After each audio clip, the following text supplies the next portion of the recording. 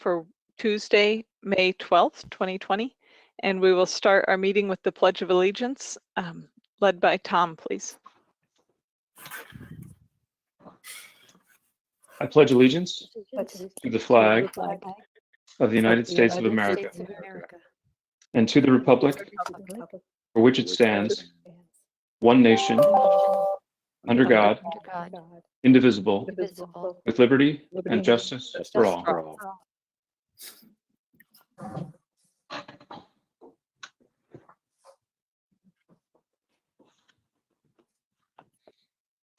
So before we begin this evening, welcome to everyone. I know we have quite a few folks who are joining us this evening.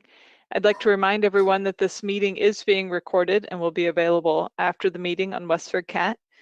And I would ask you to mute your microphone unless you would like to speak. And there is a tab, if you're joining us online, there is a tab called questions. If you would like to type in a question, I will see that during the meeting, and I have a few other folks helping me manage things. So we'll do our best to call on you if you'd like to speak, or we can read your question or comment out loud. So what's that? We're starting our meeting this evening with a public hearing regarding a potential nuisance or dangerous dog. Do I have a motion from a member of the select board to open the public hearing? So moved. Second. Thank you. We'll take a roll call vote. Scott? Aye. Mark? Yes. Tom? Aye. Andrea? Aye. Aye.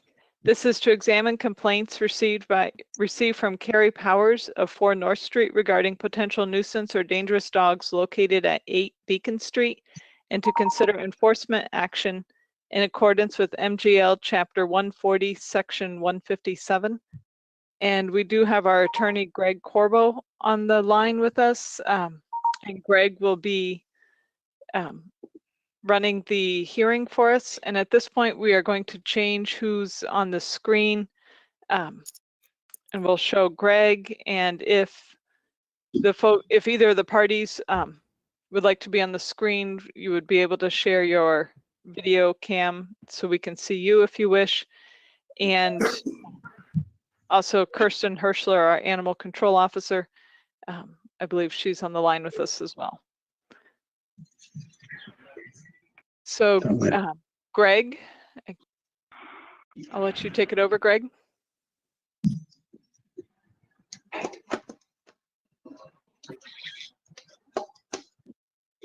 Okay. Thank you, and through you, Madam Chair. My name is Greg Corbo. I'm town council for the town of Westford, and it's my role this evening to help facilitate the Board of Selectmen reaching a decision in this matter. As the members of the board know, I've done many of these hearings, although I've never done one quite like this. So you might have to bear with me a little bit. Elizabeth, is there a way that I can be interrupted if there are questions or?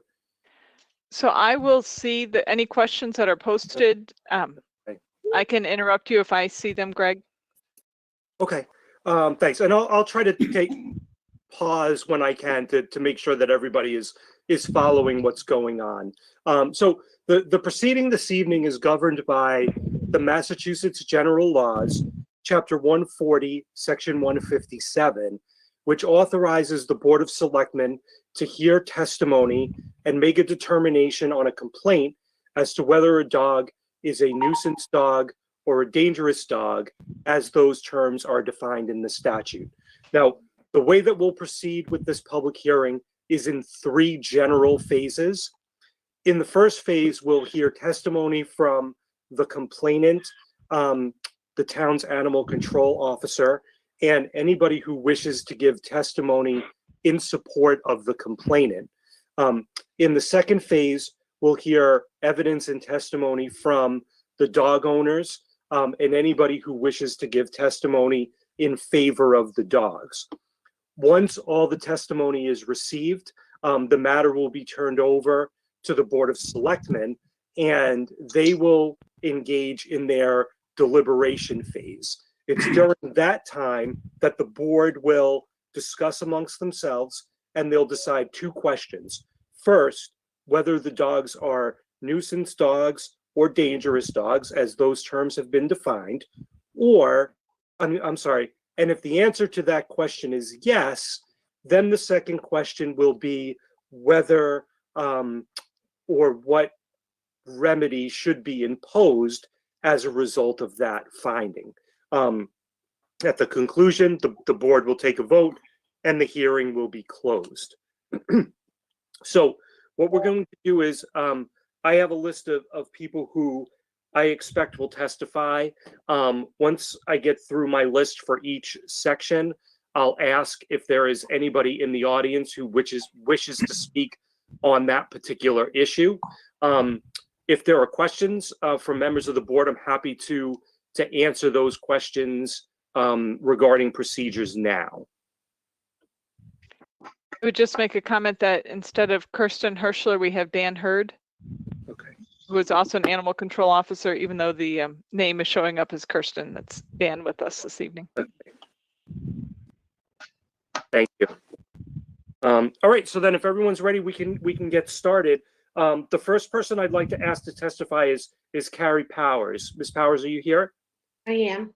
Okay, and before each person testifies, I'm going to ask you to state your name and your address for the record, and then I'm going to ask you to raise your right hand so you can be sworn in, okay? So Ms. Powers, go ahead. What's your name and address, please? Carrie Powers, 4 North Street.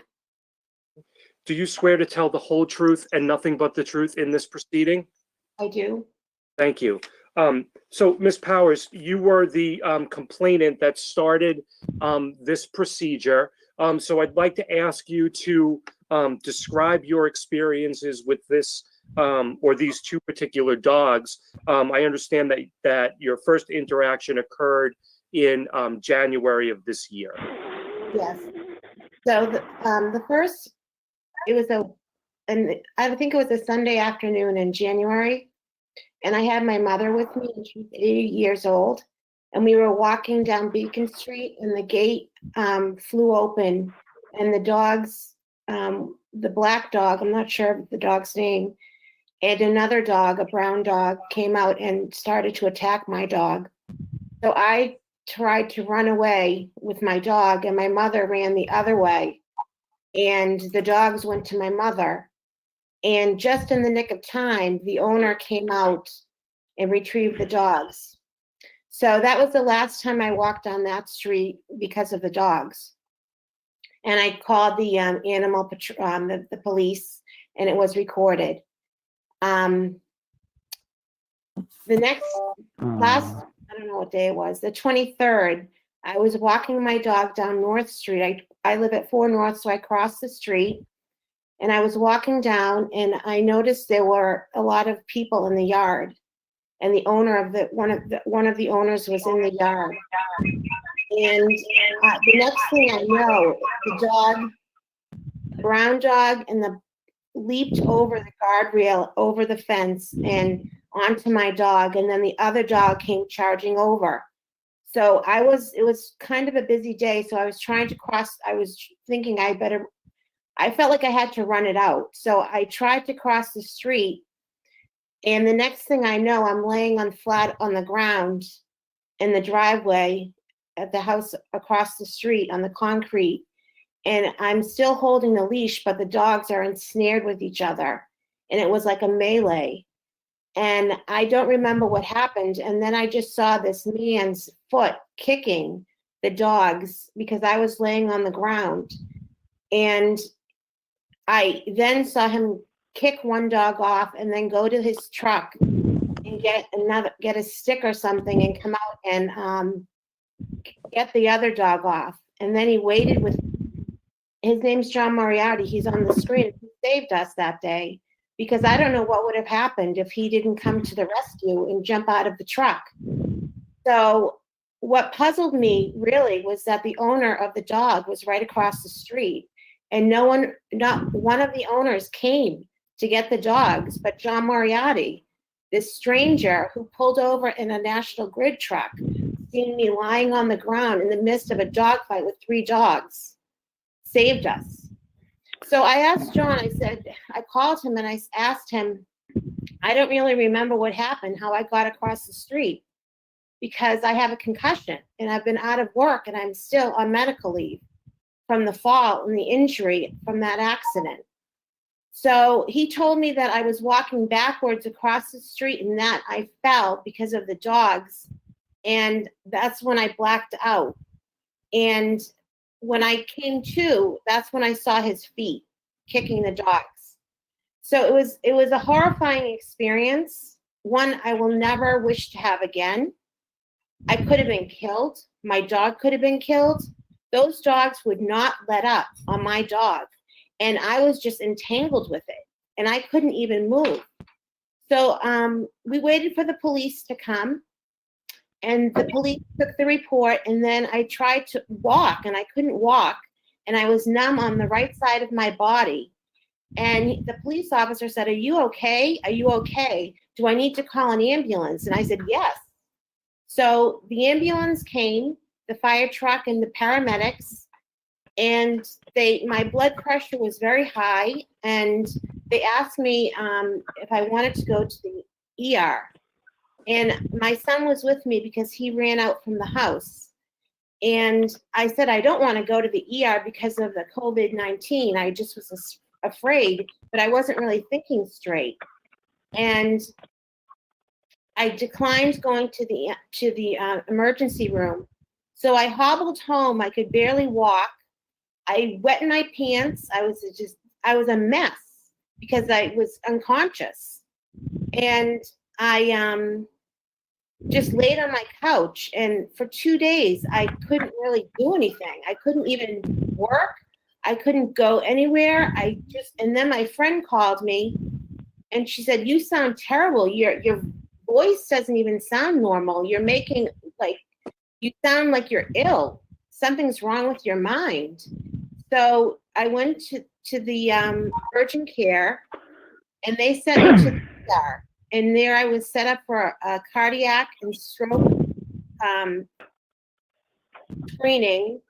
And when they found out that my heart was okay and that I didn't have the stroke because of being paralyzed on one side, they did a CAT scan and they said that I had a concussion. And I've been out of work since from that concussion, and I have not been able to really walk my dog. And I have not walked down North Street because I am petrified of those 2 dogs on the corner, because they can get out of the fence all the time. And it is not safe for me. And it's not safe for children. It is not safe for other dogs. And I'm asking you to please do something about these nuisance, dangerous dogs. And I do want to add that the owners never came to see if I was okay. Their dogs created this mess. I have been out of work for 3 weeks, and not one owner has actually had the decency. And what happened to neighborly love your neighbor? What is this? I can't even believe this neighborhood, that this can go on. And a stranger, John Moriarty, is the one who saved me and my dog that day. But thank you, ma'am. Can I just ask a few clarifying questions? Sure. What kind of dog do you have? I have a golden retriever. He's 8 years old. He's 8.5. He's been trained in obedience for 7 years. I show him in obedience, and he has his canine good citizen. Okay. And how far away do you live from 4 North Street? Or you live? It's across the street on the corner. Okay. And so how prior to the first incident in January, how many times had you walked by that house? Every day. Okay. I walk my dog every day. For 8 years? Yes. Okay. And did you ever see those dogs out before that date in January? Yes. The black one was in my yard at one point, and my dog was in the house. I was on the phone. I was sitting in my patio and I was cooking dinner. And the next thing I know, the black one was next to me. And I said, "Oh my God, where's this dog from?" Because I didn't recognize it. I remember the other brown one from the corner, and I didn't know where that dog lived. So I was a little scared because I just remained still. and the dog had gotten out that day. So then I found out the dog belonged to the people on the corner, and I mean, I didn't know that there was a new dog. So the dog had gotten out prior to that day. Okay. And on that time that the dog was out and came into your yard and you were there, did it attack you? No, I remained still and calm, and I mean, my dog wasn't out. My dog was in the house, thank God, because my dog wasn't outside, and I have an invisible fence, and so you know, I was just relieved, but I didn't really call any animal patrol because I thought it was just a dog wandered off from someone's house until I saw it in the yard, and then I realized it was the dog from across the street. Okay. And in between January and April, did you see the dogs outside loose at any time? Out of the fence? Yes. No. Okay. And so, Greg, can I interrupt for a moment? Just to ask that anyone who's listening in, if you're not speaking, please put your microphone on mute. We're getting some background noise here. Thank you. Go ahead, Greg. okay, thank you. So during the January incident, did your dog suffer any injuries? No, Okay, it didn't have any bite marks on it? he didn't. Okay. And what about in the April incident? No, he didn't. John Moriarty got there really quickly and got the dogs off my dog really quick. He just pulled over and jumped out of the truck and helped me. Okay. And at any time, did either of the dogs try to bite you? No, Okay. And what about Mr. Moriarty? I don't know. You don't know? Okay. And what about during the January incident? You said your mother was with you. Yes. Did the dogs go after her? Yes, They did? my mother's here. Do you Okay. want Well, she can have a turn. Okay. But okay. And since the April incident, have you seen the dogs outside? I haven't been out of my house to that area. I haven't seen them because I'm afraid to go down the street. I can't leave. I cannot walk the dog right now. And if I walk the dog, I have to drive with my mother to like a walking park, a rail trails where people have their dogs on leash, because there's inevitably people have their dogs off leash in this town. Okay. I don't have any further questions. Members of the board, do you have any questions?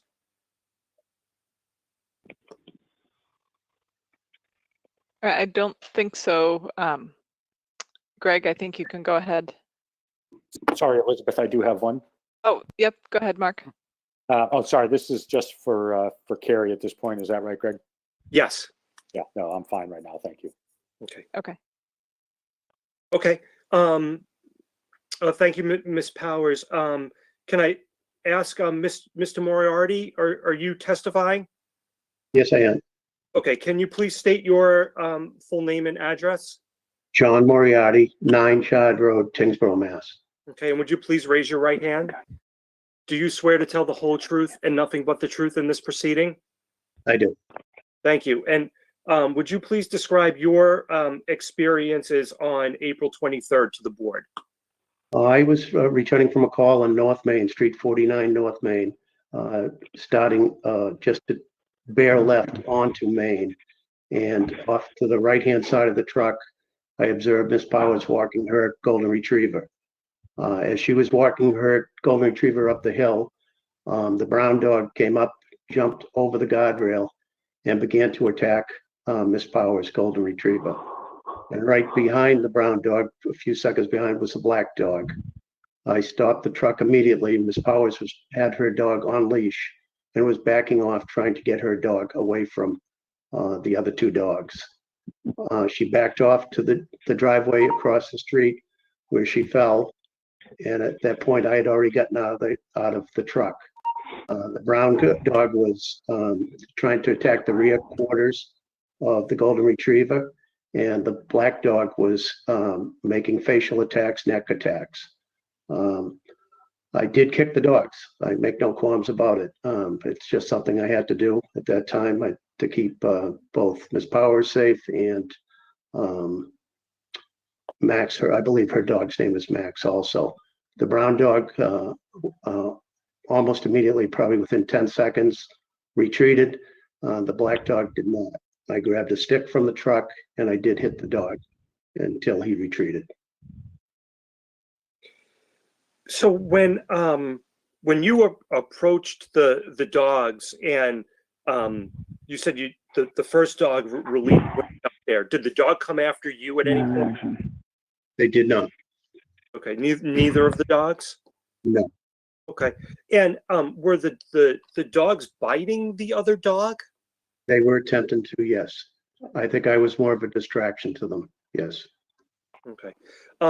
So when you say attack, would you just describe in a little bit more detail what you mean by that? In a vicious manner. This was not a playful interaction. I work for National Grid. We deal with dogs all the time, sometimes good, sometimes bad. But this was not a playful interaction. These were two dogs that are in a very aggressive manner. Were going after Miss Powers' dog. And where did the dog go after you got them off, Miss Powers' dog? I do not know at that time because the truck was kitty corner across the road and the dogs went from behind the truck and left the scene, and I stayed with Miss Powers. Okay. And at any point did anyone else come out? One lady came out from down the street. I'm not sure. Miss Powers asked what was wrong with her, and she said, "I do not own the dogs. I'm just coming over to see if you're all right." But that was the only interaction with anyone in the neighborhood. Okay. And had you ever been in this neighborhood before? Yes. Had you ever seen these dogs before? No. And do you have any prior relationships with any of the parties in this proceeding? I do not. Thank you. I have no further questions. Members of the board? Do any members of the select board have questions for Mr. Moriarty? Not at this time for me. All right, I think you can go ahead, Greg. Okay, thank you. So now, so the next person I'd like to ask to testify is Dan Hurd, the animal control officer. Dan, are you here? Hi, can you guys hear me? Yes. Yes. Great. Okay, so would you please state your full name and position with the town? Dan Hurd, Animal Control Officer, Town of Westford. Thank you. And would you please raise your right hand? Do you swear to tell the whole truth and nothing but the truth in this proceeding? I do. Thank you. So now you were not, or I guess I'll ask, were you involved in investigating either of these incidents? I was involved secondhand. ACO Hirschler was kind of the main ACO on actually both of these cases. I think just because of some technical difficulties, I'm under her name right now, but she is listening and she can answer questions. I just don't know if she's able to hear you guys. But I was involved. I am aware of the situations. I have read the reports and I have spoken with ACO Hirschler about it. Okay, so I guess I'm just a bit confused. Is ACO Hirschler here and she just can't technically participate, or? I'm here. Can you guys hear me? Oh, there you go. Yeah. Okay. Hey guys. Hi, Kristen. Or Kristen. So Dan, I guess, no offense, but I'm not sure if we need you at this time. Okay.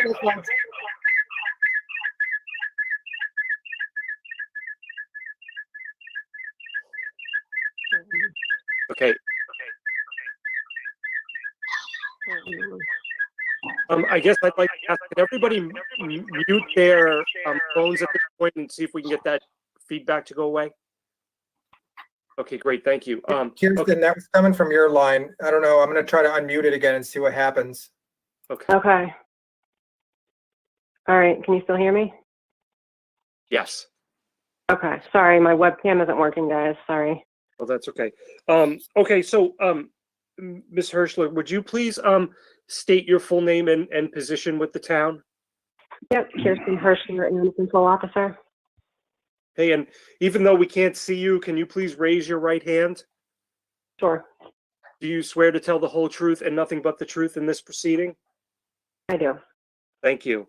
And as the town's animal control officer, you investigated the two incidents that occurred, giving rise to this proceeding? I did. Okay, and so what did your investigation reveal with respect to the January incident? January 11th. So let's see. So basically, the January 11th incident, after I received an email from Adam with his security camera that was actually pointed right on Beacon Street, it was determined that the dog in question, in fact, did not belong to 8 Beacon. It was a visiting dog. So, you know, in my mind, that incident isn't really related to these two dogs, although it is related to the address. So, you viewed the video recording of that first incident? I did. And did you see, how many dogs did you see? There were 3 dogs. So at first, you know, the assumption was that Stella, you know, the Massao's, one of Massao's dogs, was the one who had gotten out initially. After reviewing the video, it turned out to be Bradley, who belonged to Jessica Monroe, so the sister-in-law of Adam. Stella did leave the gated yard through the front gate, which was left ajar, but did not move beyond a foot in front of the front gate. So it was really just Bradley who was, you know, near them walking and the retriever. So there was no other incident with the Massao's dog. I advised Ms. Powers that if she wanted to pursue a hearing with the Littleton, the dog Bradley, she would have to go to Littleton to pursue that since they were residents there. Okay, and what about the other dog? I'm sorry, I forget what the other dog's name is, but the second dog owned by the Massao's, was that dog involved in the first incident? No, that dog stayed behind the fence. Okay, so the only dog that you saw interacting with Miss Powers' dog was the dog Bradley that lives in a different town. Correct, during the January 11th event, yes. Okay, and so then what was your next interaction with respect to this matter? To that specific incident or the next April 23rd incident? So I guess before we get to April 23rd, what else did you do in your investigation of the January incident, if anything? So pretty much the video spoke for itself. I advised Ms. Powers of, you know, the video and, you know, told her that if she wanted to pursue something, she should. I, you know, spoke to Adam and his wife about, you know, keeping the gate closed and, you know, to have a discussion with the kids and all that. So, and they said that they would. So it seemed like a simple, you know, accident. And at that time, did you observe the fence on the property? I did, yes. They have the entire property fenced in. Towards the front of the house, it is a wooden picket fence, and the back area is, you know, a typical wire fence with metal posts. And did you find the fence to be fully intact at that time? I did, yes. Okay. And prior to the incident in January, had you ever received any complaints about these dogs? I've never received any complaints about the dogs. January 3rd, there was a report of concern about a dog running down North Street, and nobody knew who the dog belonged to. And it turned out to be Stella, belonging to 8 Beacon Street. And she had gotten out through the fence. So when I spoke to Adam that day about the fencing, he said he knew that she was an escape artist and he was working on fixing the fence, but the ground was so frozen with ice that he was unable to at that time, but he did have all of the material and he assured me that he would take care of it. Okay, so then after the January incident, between January and April, did you receive any complaints about these dogs? There were none between those 2 dates, no. Okay, and so then what was your investigation of the April incident? So the April incident, one second. Yeah, so the April incident, when I arrived, I saw Ms. Powers sitting on the ground at the bottom of the driveway of 2 North Street. The officer was already there. She seemed, you know, definitely shaken up. Her son was with her and holding their dog on leash. I asked him if he had been a part of what happened, and he said he was not, that his mom had called him to come get their dog as something had happened. So I asked her if she was okay. She said she didn't know, that she was in shock, and I didn't notice any marks on her or the dog at that time. And she was asked if she wanted to go to get some medical care, and she said she did not, but fire was dispatched just as a precaution. So after I then went down to the Massau's house and spoke to Adam's wife, Jessica, and there were several children at the house as well as Jessica's mother. She said that they were having a small gathering with some of the daughter's friends as it was her birthday. So she had been down there taking care of the kids. And the woman who actually went up and to see if what was happening, who said it wasn't her dogs, that was actually Jessica's mom, from what I understand. So they didn't see anything from their house. They knew something had happened, and I guess it happened so quickly. So, you know, Jessica's mom kind of ran up Beacon Street to see, and at that point, you know, the police were there and all that stuff. So they finally understood what happened when I went down to their house.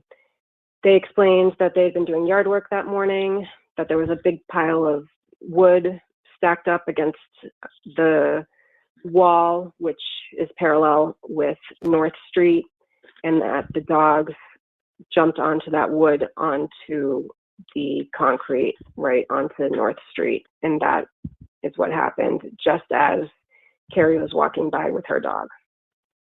So everything happened at a very inopportune time.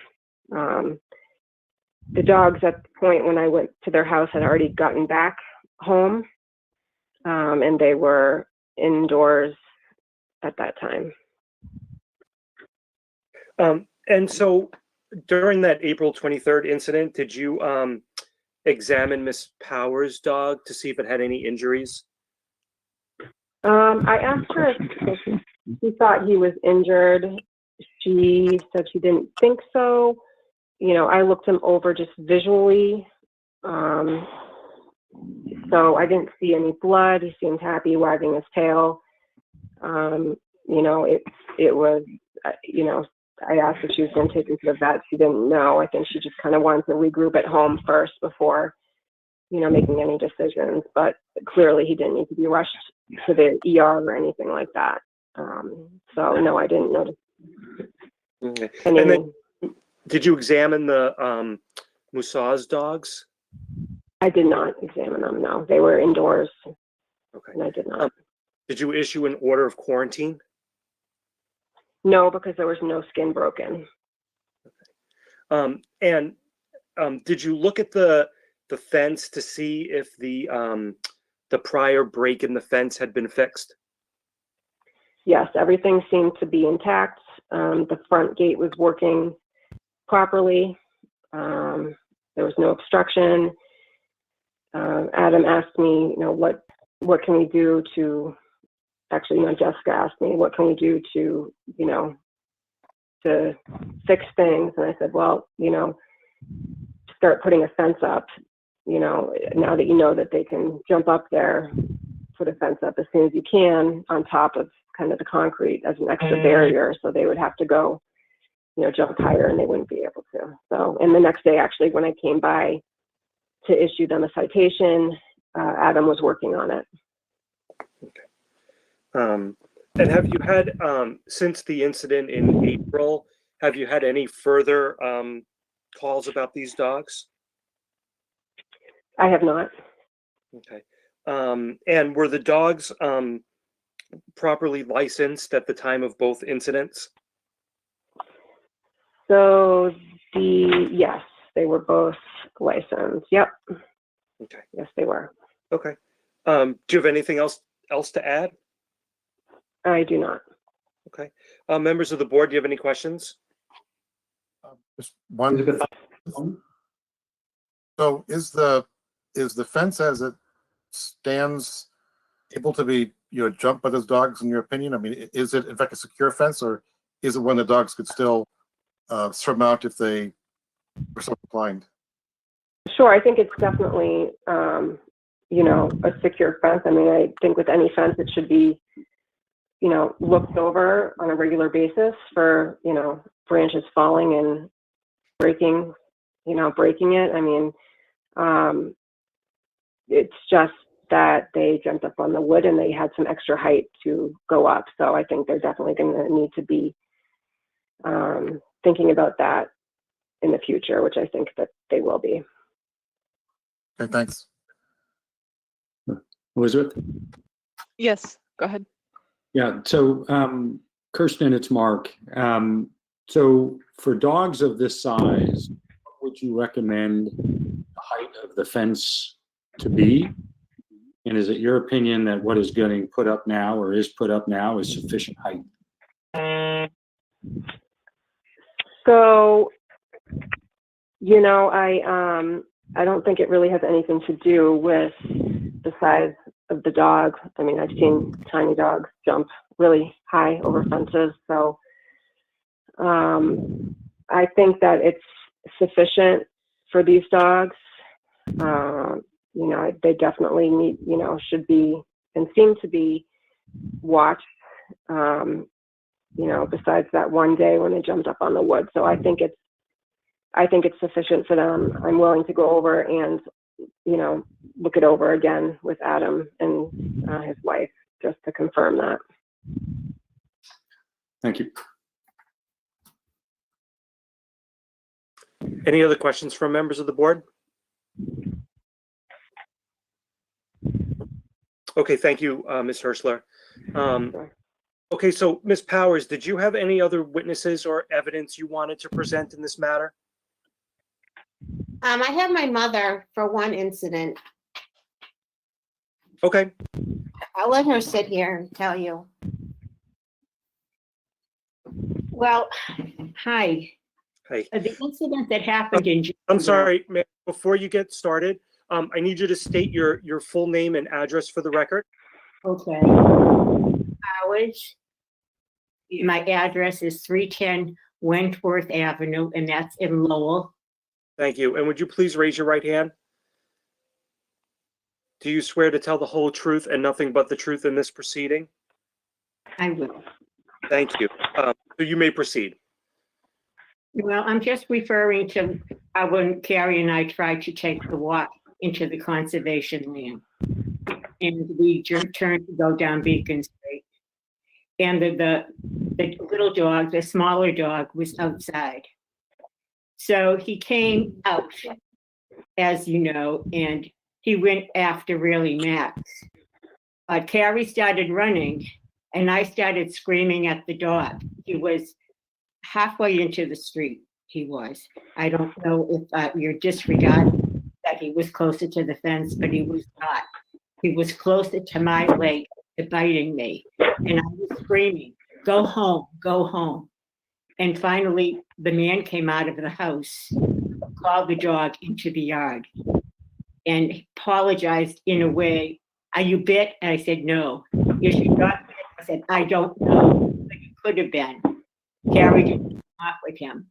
Now, I didn't think that the gentleman that owned the house really was sincere about, "Okay, I'm sorry this really happened to you, and I'll try better to keep the dog contained."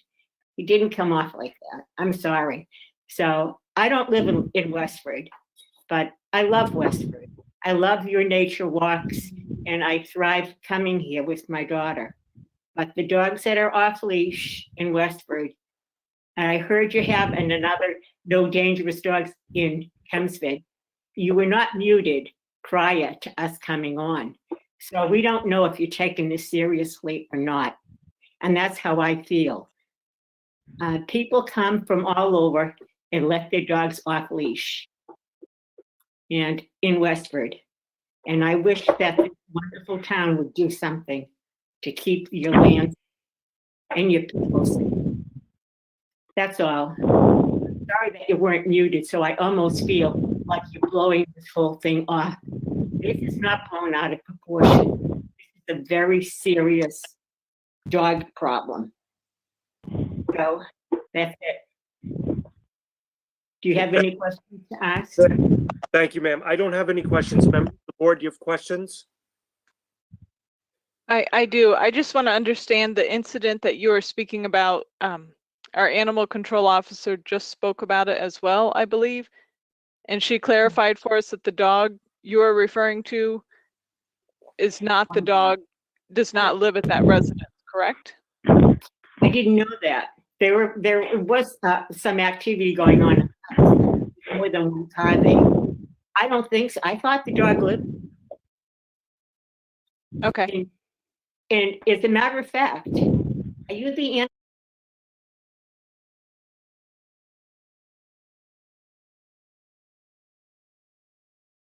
just a short time ago? That was in January, and another complaint had come over. It was a smaller dog. It was black.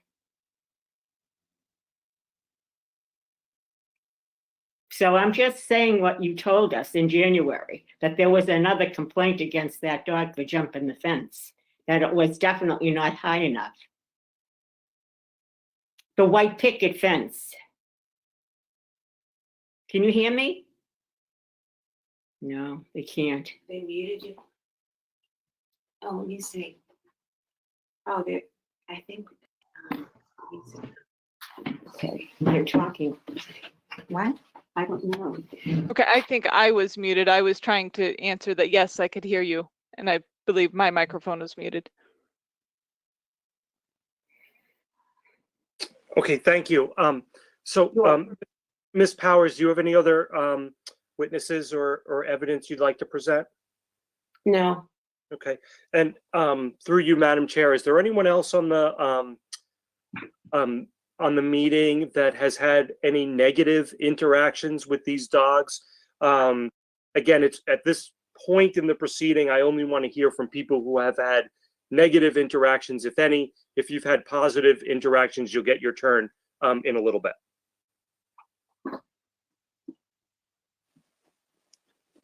One second. I think we may have a question here.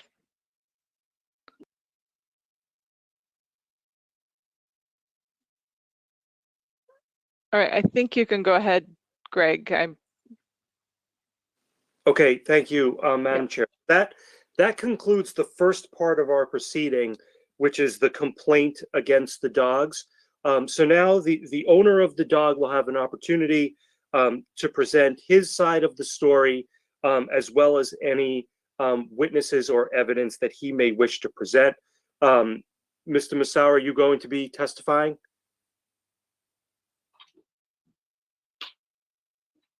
I think you're still muted. Yep. Okay, There we go. I think, Yes, I am. Okay, so would you please state your full name and address? Adam Edward Musser, 8 Beacon Street in Westwood, Mass. Thank you. Would you please raise your right hand? Do you swear to tell the whole truth and nothing but the truth in this proceeding? I do. Thank you. Would you please describe for us what, if anything, you know about the incident that occurred in January? Sure. So she was walking down. At first, I don't know what happened. I was upstairs in my bedroom, putting some clothes away. Heard the dog start barking. So I ran right down the stairs and outside because I knew something was wrong. And I could hear screaming from outside. So I ran down. And as soon as I got the door, I yelled at the dog. He came right back in the gate. As soon as I asked what happened, I was met with vulgarity and screaming. So I did apologize. Absolutely. That's the reason that I was asked. As soon as I said, I'm sorry, she said, what the hell's the matter with you? And I'm sorry, I don't mean, but that's what happened. She was screaming from the top of the road. So then her mother interacted with me. And you know, she was asking me questions and I said, did anybody get bit? And she said, I don't think so. And I said, okay. So the dogs were already back in. They were all back in the house. That's all that happened. When I reviewed my camera footage later, what I found out was my kids had left about a half an hour prior to that. And they left the gate open. Now my gate latch broke during the winter from the ice buildup. They left the gate open. You need to manually close it at that point because it wasn't working correctly. So my black dog, Stella, had gone over to the gate and nudged it open with her nose. And my sister-in-law's dog, Bradley, is the one who ran out the gate. Now, Bradley ran out the gate. There was absolutely no attack. He ran up to this dog, shaking his tail, wagging his tail. The other dog lunged at him, and then he jumped away from that, from her dog, Carrie's dog, and then ran the other way. So he ran the other way, and Carrie was bringing Max up to the top of the street, and then Brad started walking back towards her mother-in-law, I'm sorry, who was still standing there, friendly the whole time, tail wagging. There was no aggressive manner with this dog. The dog's never been aggressive, and that's when I walked out the door, yelled at him, and he came right back into the gate. I shut the gate down. I brought the dogs inside, and that was it. They walked away. I walked away. Then Kirsten Herschler, the police came over about a half an hour later. They took their report. And then Miss Herschler came over and she took her report as well. We asked, should we go up there and apologize? Is there anything that we should do? And we were told, stay away from her. She's very angry at you. She does not want to talk to you. Stay away from her. So we did. And as far as that goes, that was the January 4th incident. It was a 10-second thing from the dog getting out the gate to me corralling that one dog back in the gate. It was one dog, not 3 dogs outside of the gate, one dog. And it took 10 seconds from them getting out the gate to the dog getting back in. And the entire time, Bradley is wagging his tail. So, Mr. Massa, is there any way you can show us the video? Absolutely. So I don't know. Can I share a screen? I have the video loaded up right now. Yes, I have the ability to make you a presenter. What would be easier? Should I email it to somebody or do you want to make me the presenter and I'll play the video? Elizabeth, what would you prefer? Would you prefer that I get the video and display it, or would you like me to make him a presenter? I would prefer you get it and display it, Eric, please. Okay. Eric, I will email it to you right now. Okay, thank you. So in the meantime, while we're waiting to get that queued up, so you determined that the latch on the gate was broken due to the ice buildup. Has that since been fixed? Absolutely. As soon as I realized that it was a problem, the next day I bought a very heavy duty latch and I put spring-loaded hinges on it so that never happens again. So my kid can't accidentally leave that gate open anymore. I knew it was broken. I never foresaw that as a problem for this going to happen. I did know it was broken. I did know I had to fix it. I hadn't gotten around to it. And it really just happened. The ice broke it. But as soon as that happened, the next day it was fixed. Okay. And I think you heard Ms. Herschler testify that there was also another problem with the fence at that time. So that a couple of weeks prior to this, my dog had gotten out. Stella. We got Stella in December. And I realized that she was somehow getting out of the yard.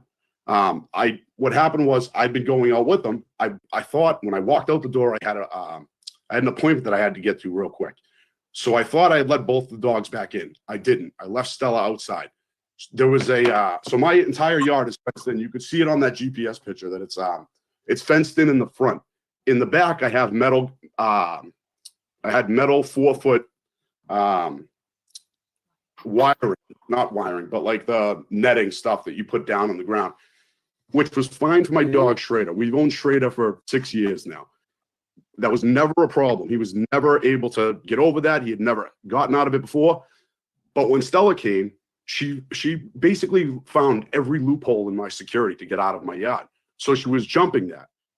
As soon as, Kirsten Hershey came over that day, I left the dog outside. The next day, I had more netting up twice as high so that she can no longer jump on jump over that.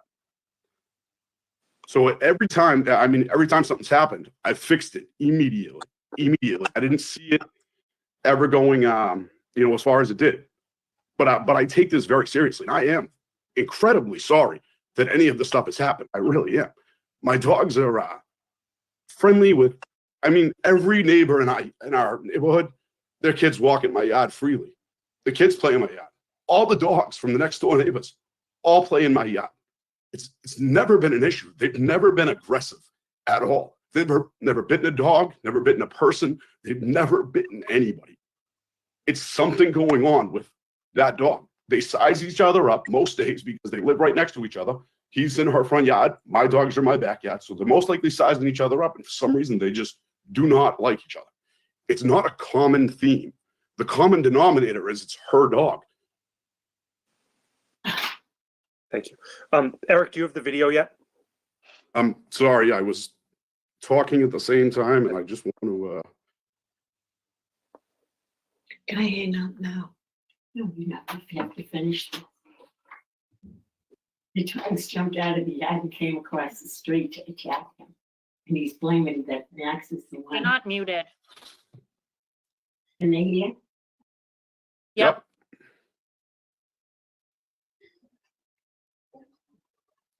All right, Eric, you should be getting it any second. Okay, so the dog Stella was a new dog to you essentially at this time in January? Correct. New dog to me. We had taken him over from a friend. A friend of mine was having some trouble. We babysat her for a few weeks and he decided he didn't have the time or ability to take care of her. We fell in love with her, so we took her. She got along great with my dog. She got along great with my kids. I've got 4 daughters in my yard. I don't have and I don't want a dangerous dog. I got my dog Schrader for a reason, to protect God and to protect my kids. He is not vicious at all. My kids have been jumping on him and riding on him since he was a puppy, 6 months old. He's not a vicious dog. He's never been a problem. And so how old was Stella when you got her? Stella was 7 when we got her. And we got her. And has she been to any training, or have you done training with her since to keep her from escaping more? We have not, but we are. Okay. Can you explain that? Yes. So we've been talking with a friend of ours who trains dogs, and she is willing to take her. She just can't do it right now because all the dog parks are closed and stuff like that. So we do want to get her out. We do want to get her trained. It's not because of this whole virus thing right now. It's not something we can do right this second, but it is in the works and it will be done. Yes. Okay. All right. So I see that the video is up. Can you, before we hit play, can you tell us what we're looking at? Sure. So this is my front gate. You're looking at right in front of my front door. You'll see my stoop going down, and then the front gate is directly in front of it. Directly behind my car is the gate, and you can see that it's open about 6 inches right now, and that's because my children didn't close it. Okay. And I see a dog in the background. What dog is that? Yep. So that right there is more than likely Stella, my little black dog. She's going to be the one that comes over and nudges the gate open. And then Bradley, my sister's dog, is at the end of the fence right now barking at the dog. And then he's going to come around and go outside of the gate. Stella, because of her being able to get out, is locked up right now. She's on a chain. So she can't get out. That's why she never left the yard. She couldn't get out because ever since she was jumping over the fence, I've been leashing her up. So wait a second. So in this picture, That's the dog Stella, Correct. and that dog is on a chain right now. In that She is video? on a 20. Correct. Yep. Okay. All right, Eric, can you hit play?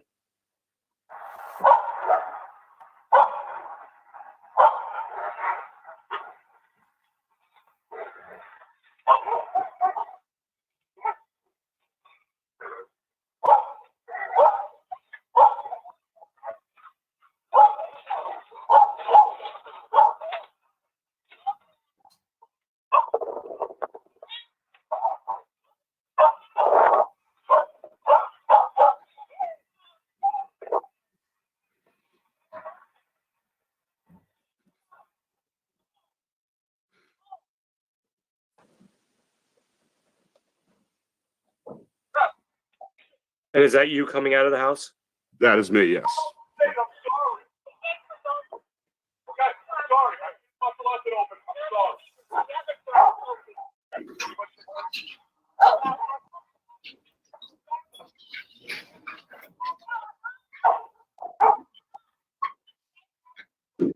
And that's her screaming at me from the top of the road. And I get it. She was angry. I completely understand that. Mm-hmm. And the brown dog that we saw run out, that was not your dog. Correct. That's my sister-in-law's dog. My dog is actually still in the yard behind my fence. My big dog. Mm-hmm.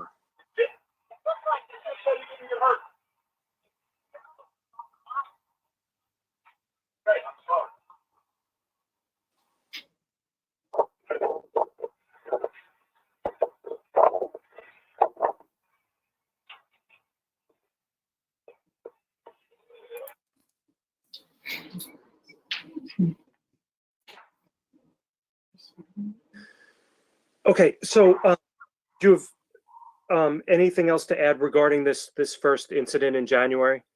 No, only that everything that Miss Hirschler talked about, I fixed the next day.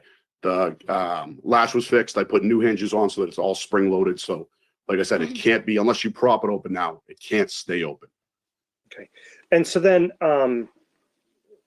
in between this incident in January and the incident in April, were there any instances of Stella or Schrader getting out? No, Schrader's not one to jump, and Stella has been leashed up. Every time she's outside, she's been leashed up for the most part.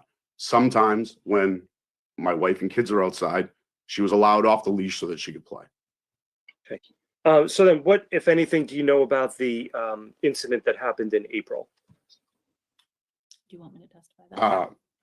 So my wife was home during it, so I know how they got up over the retaining wall. So we were clearing out the brush in my yard the weekend before, and So I had some. I'm sorry to interrupt, but does your wife have more direct knowledge of what happened than you do about this one? Yes. Yes. Yeah. All right. So then why don't we let her talk about that? But before we do you have anything else you want to add about your dogs? I just want to add that my dogs have never had a problem. They've never been complained about. They've never been out of my yard. They've never viciously attacked anybody. They've never attacked anybody. They've never been bit. They're walked daily. They're well taken care of. They get walked down the end of the trails. You'll see in her report that she says my dogs wear muzzles. Never once has either one of my dogs worn a muzzle. My dogs are not a Mastiff. My dogs are not a Pit Bull. It's a Shepherd mix, a Lab mix, and they are friendly. All of my neighbors allow their children to walk in and out of my yard freely. My yard is like the town playground for our neighborhood. Their dogs come in and out of my yard whenever they like. They come over and they play with the dogs. My dogs have never attacked, including one dog that's a pocket dog, literally maybe 10 pounds, is in my yard all the time messing around with my dogs. They are not vicious. They never have been vicious. I don't know what happened that day. I don't know if it was a play fight. I don't know. And I'm not saying that it was definitely a play fight. There was definitely probably a scuffle. I do not deny that at all. But my dogs are not like that. That's not who they were. Members of the board, do you have any questions? So Greg, if you could hold on one moment, I'm afraid I'm having trouble unmuting board members. I just saw some messages that they've had questions, and Tom, can you speak? Okay, I'm unmuted. Go ahead. Thanks, Greg. Adam, if you could just recap what's different from before. So we're focusing mostly on the April incident. So if you could just recap, you've mentioned a bunch of things. What's different now in the way that the fence is constructed, your leash procedure? Why should we feel like this is not going to happen again? So the latch has been fixed. Them getting out that gate is not a problem unless somebody were to prop it open. The back fence has been doubled in height. And this retaining wall issue, there was a pile of brush there that my dogs got up onto and used that as an advantage to get over. That's been removed. And I've also put up 4-foot fencing on top of the retaining wall to stop this from ever happening again. It is a temporary fence at the time, for the time being, and I'm absolutely willing to put in a permanent fence. I just didn't want to spend a bunch of money and come on here and be told that's not sufficient. As of right now, too, they are also being leashed up. I hate to do that, but I'm worried. I'm really worried about what's going to happen with my dogs. So as of right now, they're also tied up in front of my house. So you'd be willing to follow whatever guidance the animal control officers give you about what the proper way to make sure they're contained would be? Absolutely, and I have to the T. You can ask Miss Hirschler. Anything she's asked me to do has been done. Okay, thanks, Elizabeth. Thank you, Tom. Elizabeth, Yes, Andrea. just a follow-up question to Tom's. Mr. Massa, you said that you doubled the height of the fence in the back. Correct. Is that correct? So how Yes. how high is the fence in the back now? Now it's about 6 feet. Thank you. Mark, did you have a question? Those were the ones that Tom and Andrea had. Those were the questions I had. Thank you. Thank you.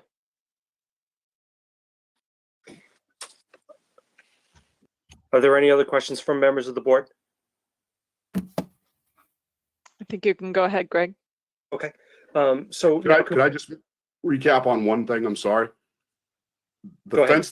The fence that's in my backyard is not the same white picket fence that wraps around my yard. So that's why it got doubled in size. It's the metal caging with metal poles. So that's why it got doubled. It's not, my front fence has never been an issue. Nobody has ever jumped over that front fence. It was just the way I put down the metal gating in the back.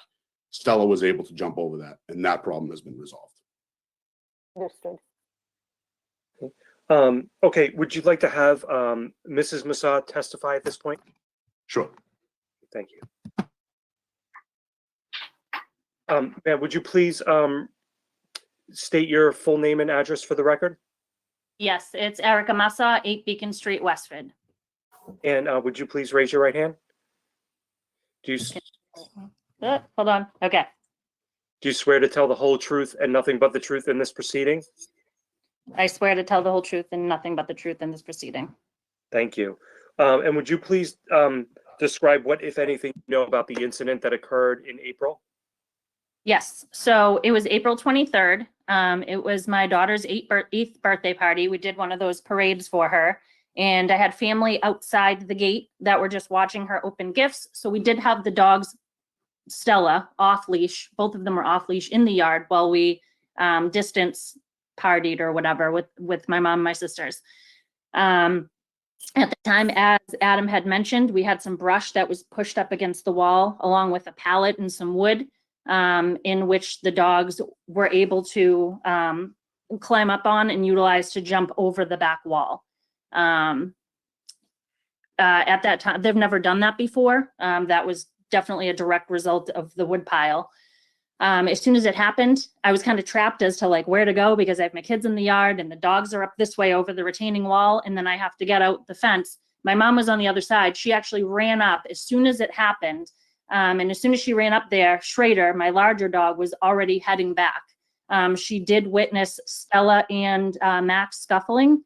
And she did witness the dog being hit, rightfully so, you know, if she got out and was attacking. We didn't see the actual incident. We could only hear the screaming. And that's when Mom went up there to see if everything was okay. And she began to get yelled at. And she explained that she does not own the dogs, but wanted to see if everybody was okay. At that point, I had started to run up there to see if everything was okay, and my dogs started running back. So I then corralled them in the yard, which is why I didn't go up to see if she was okay. I did go up a few minutes later to see what was going on, to see if if the police had been called. And at that point, she didn't answer. John answered and said the police were called. I went back to my yard and figured where she was upset and shaken that I should just leave it alone, as she was already yelling at my mom. When Kristen came by later to question me, I did ask if she was okay, and she had advised me that I should just leave it alone because Carrie was very upset. And as Adam has said, like, our dogs are very friendly. Like, the kids, they do their job, and they bark, and they sound mean and aggressive, and he looks, my big dog looks scary looking, right? But he's not. He's like a big puppy. We have kids and animals come in the yard all the time. Like, I have friends bring their dogs and their kids, and it's never been an issue. And that's really all I have to say to that day. So, by the time you were able to get out, had the entire incident already been over? Done. It was fast. It was quick.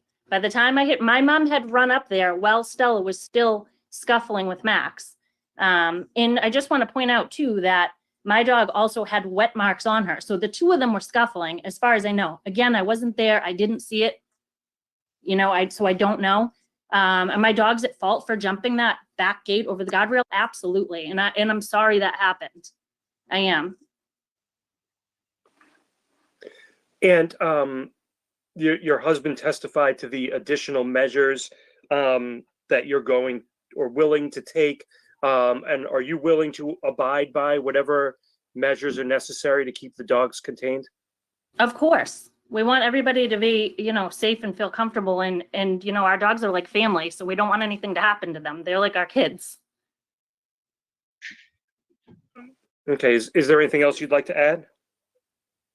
No, other than my mom witnessed as well. And so I think she's going to attest to that as well.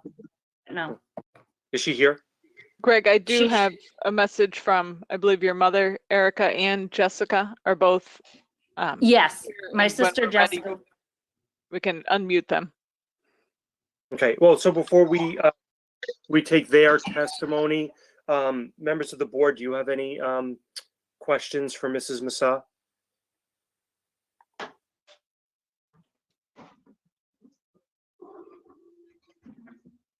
Right. I don't think so, Greg. I don't see anything. You can go ahead. Okay. So, Mrs. Massa, is your mother present? What is her name?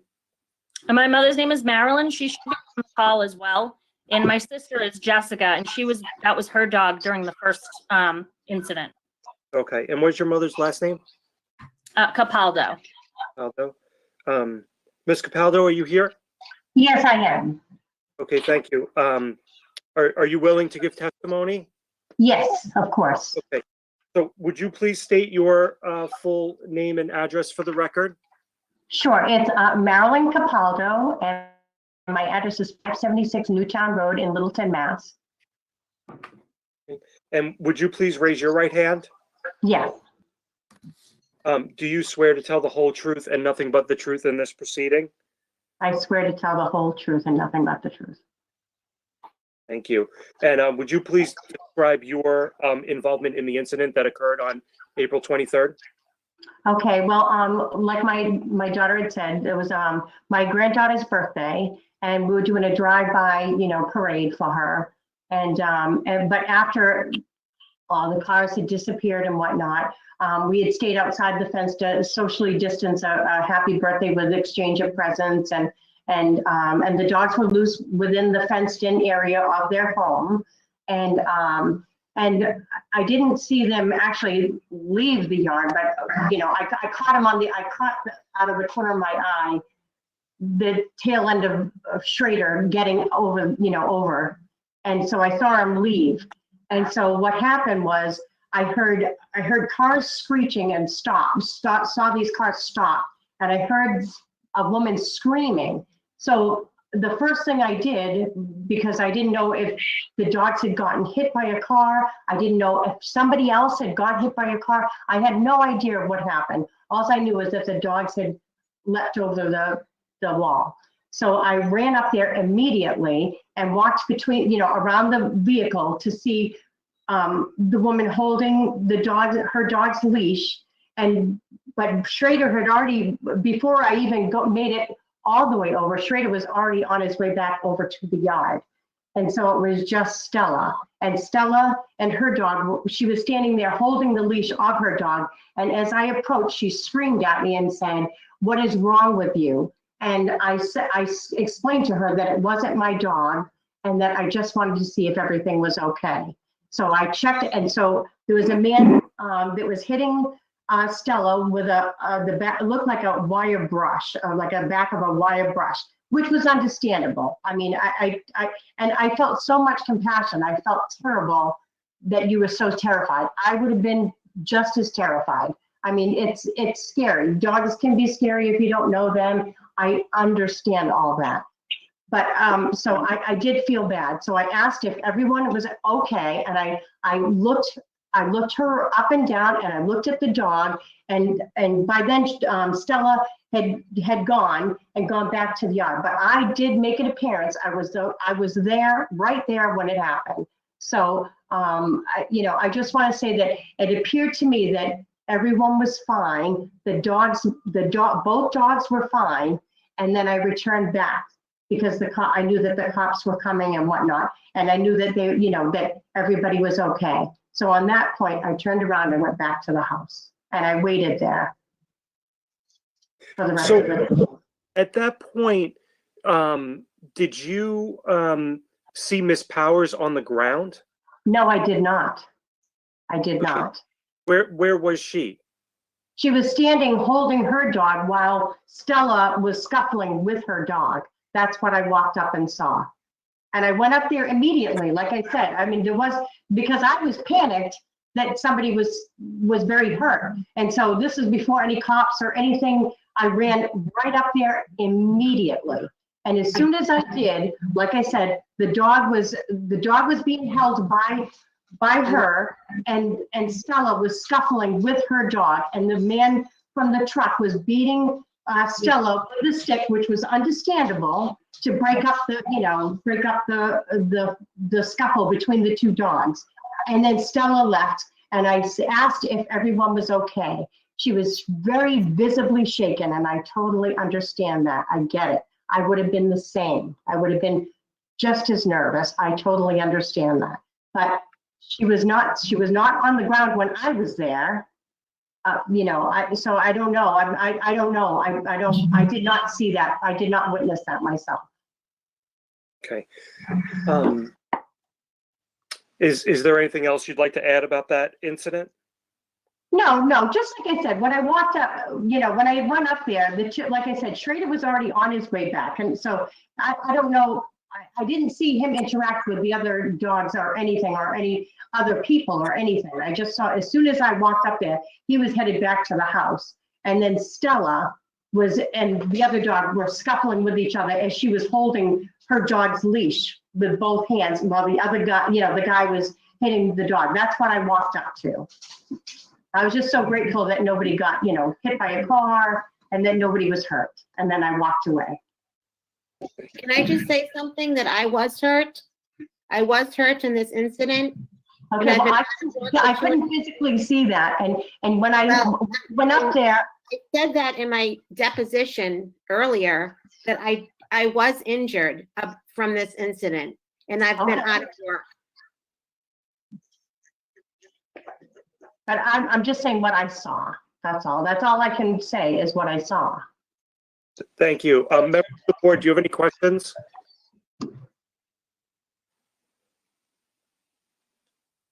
I don't see any questions coming. Greg, you can go ahead. Thank you. Okay. Thank you, Mrs. Capaldo. I think we're finished with you at this point. Mr. Massad, do you have any other witnesses or evidence you'd like to present? The only other thing I'd like to present is, if you read Officer Betancourt's report, she refused medical treatment twice. She never asked for medical treatment.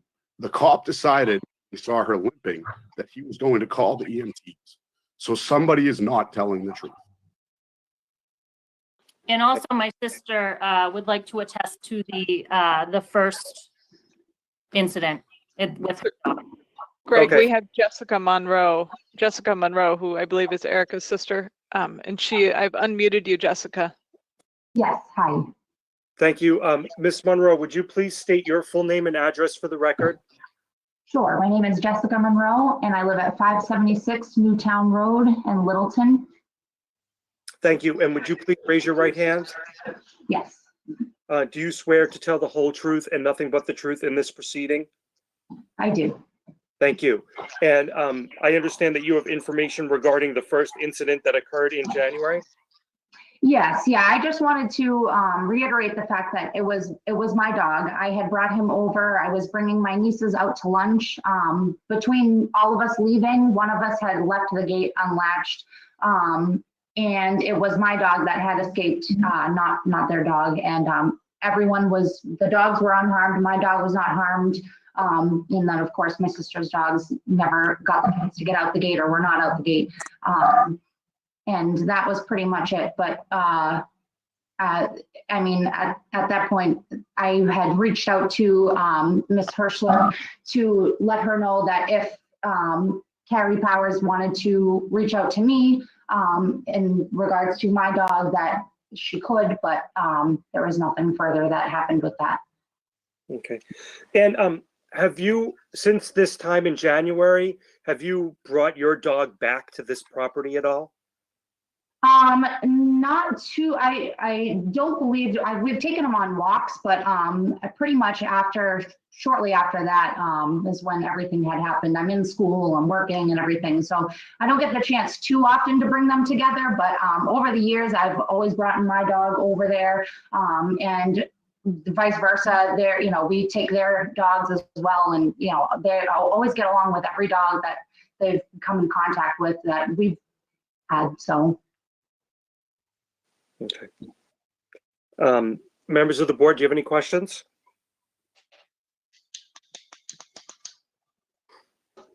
I think you can go ahead, Greg.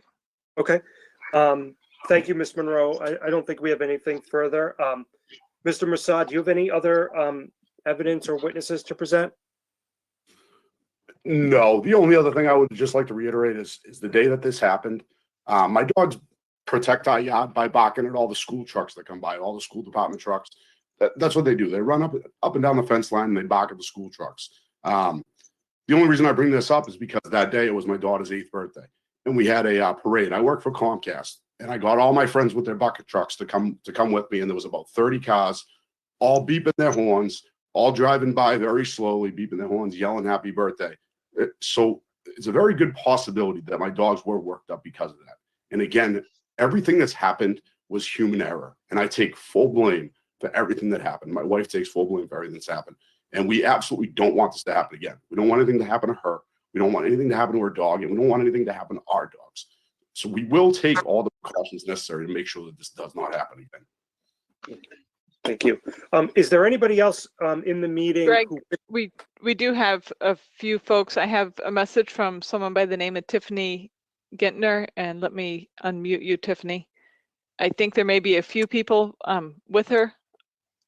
All right, Tiffany, I think you can speak now. You may need to unmute yourself. Okay. Thank you, Miss. Would you please state your full name and address for the record? Tiffany Gittner, 12 Beacon Street. Thank you. And would you please raise your right hand? It's up. Okay, sorry, I can't see you. I know. Do you swear to tell the whole truth and nothing but the truth in this proceeding? Yes. Thank you. Go ahead, you can give your testimony. So unfortunately, I was not home for either incident, but I just want to speak to like the well-being of the dogs. I have a pit bull rescue. He's part pit and we think lab because he eats like a lab. That we've had, it'll be 3 years come June, my family, and I have a 16-year-old and a 15-year-old. and they play all the time with Schrader, and Stella's been like a new thing.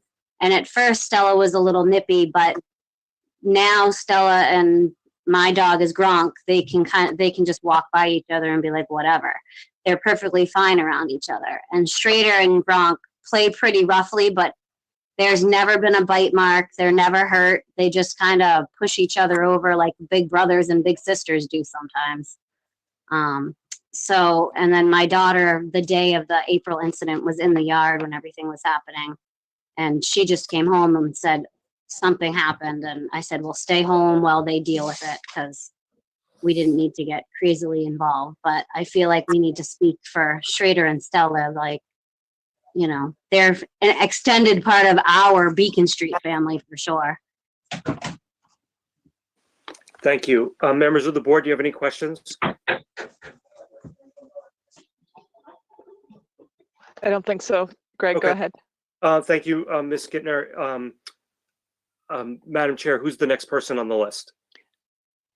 Tiffany, was there anyone else with you that wished to speak? I have my dad, but he's not good at talking. He just said to do Melissa, so my sister Melissa will be the other person. Hi, I'm Melissa Podowski. I live at 16 Beacon Street. And yes, I do have the little obnoxious dog. Anybody that walks by, you will hear my dog bark until you leave the street. He also barks at every white vehicle. But I think my dog's a little more vicious than anybody else because he's an ankle biter.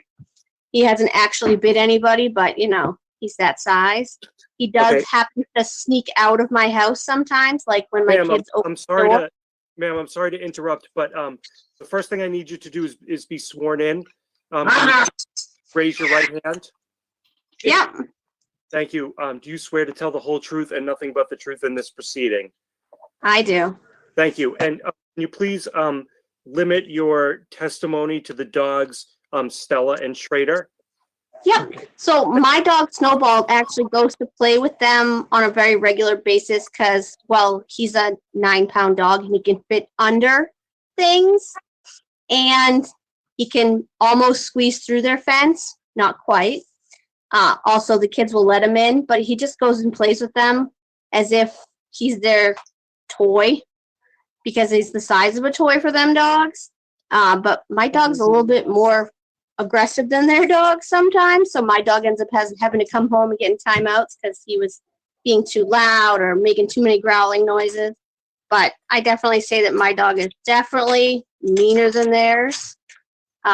Schrader is one of the dogs, when they first got him, once in a great while, if he got out, he would come to the front door and bang on my front door. I'd give him a treat and he'd walk back home. Other than that, I really haven't had any issues. I know Stella did get out a few times when they first got them, but they definitely were still getting used to their house, so they've definitely been working on those issues with them. Thank you. Members of the board, do you have any questions? I don't think so. We can move along. Okay. Madam Chair, is there anyone else on your list? No, that's everyone I've heard from. Okay, thank you. Then if it would please the board, I suggest we move on to the final phase of the proceeding, which is for the members of the board to deliberate and make a decision. So as I mentioned at the beginning of the proceeding, the job of the board is to talk about and vote on two questions. The first is whether the dogs Schrader and I'm sorry, I'm blanking on the other dog's name at the moment. Stella. Stella, thank you. Whether the dogs Schrader and Stella are dangerous dogs or nuisance dogs, as those terms are defined in the statute.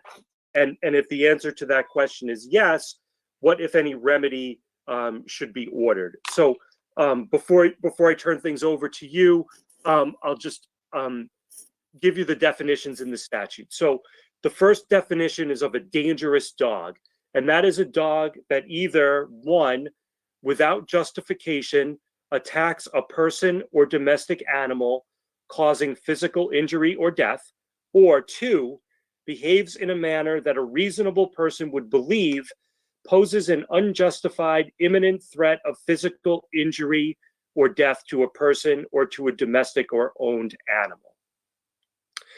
Second, nuisance dog is a dog that, 1, by excessive barking or other disturbance, is a source of annoyance to a sick person residing in the vicinity, or 2, by excessive barking, causing damage or other interference, a reasonable person would find such behavior disruptive to one's quiet and peaceful enjoyment, or 3, has threatened or attacked livestock, a domestic animal, or person, but such threat or attack was not grossly disproportionate reaction under the circumstances. An attack is defined as an aggressive physical contact initiated by an animal. So I guess before we get started, are there any questions from members of the board about these definitions?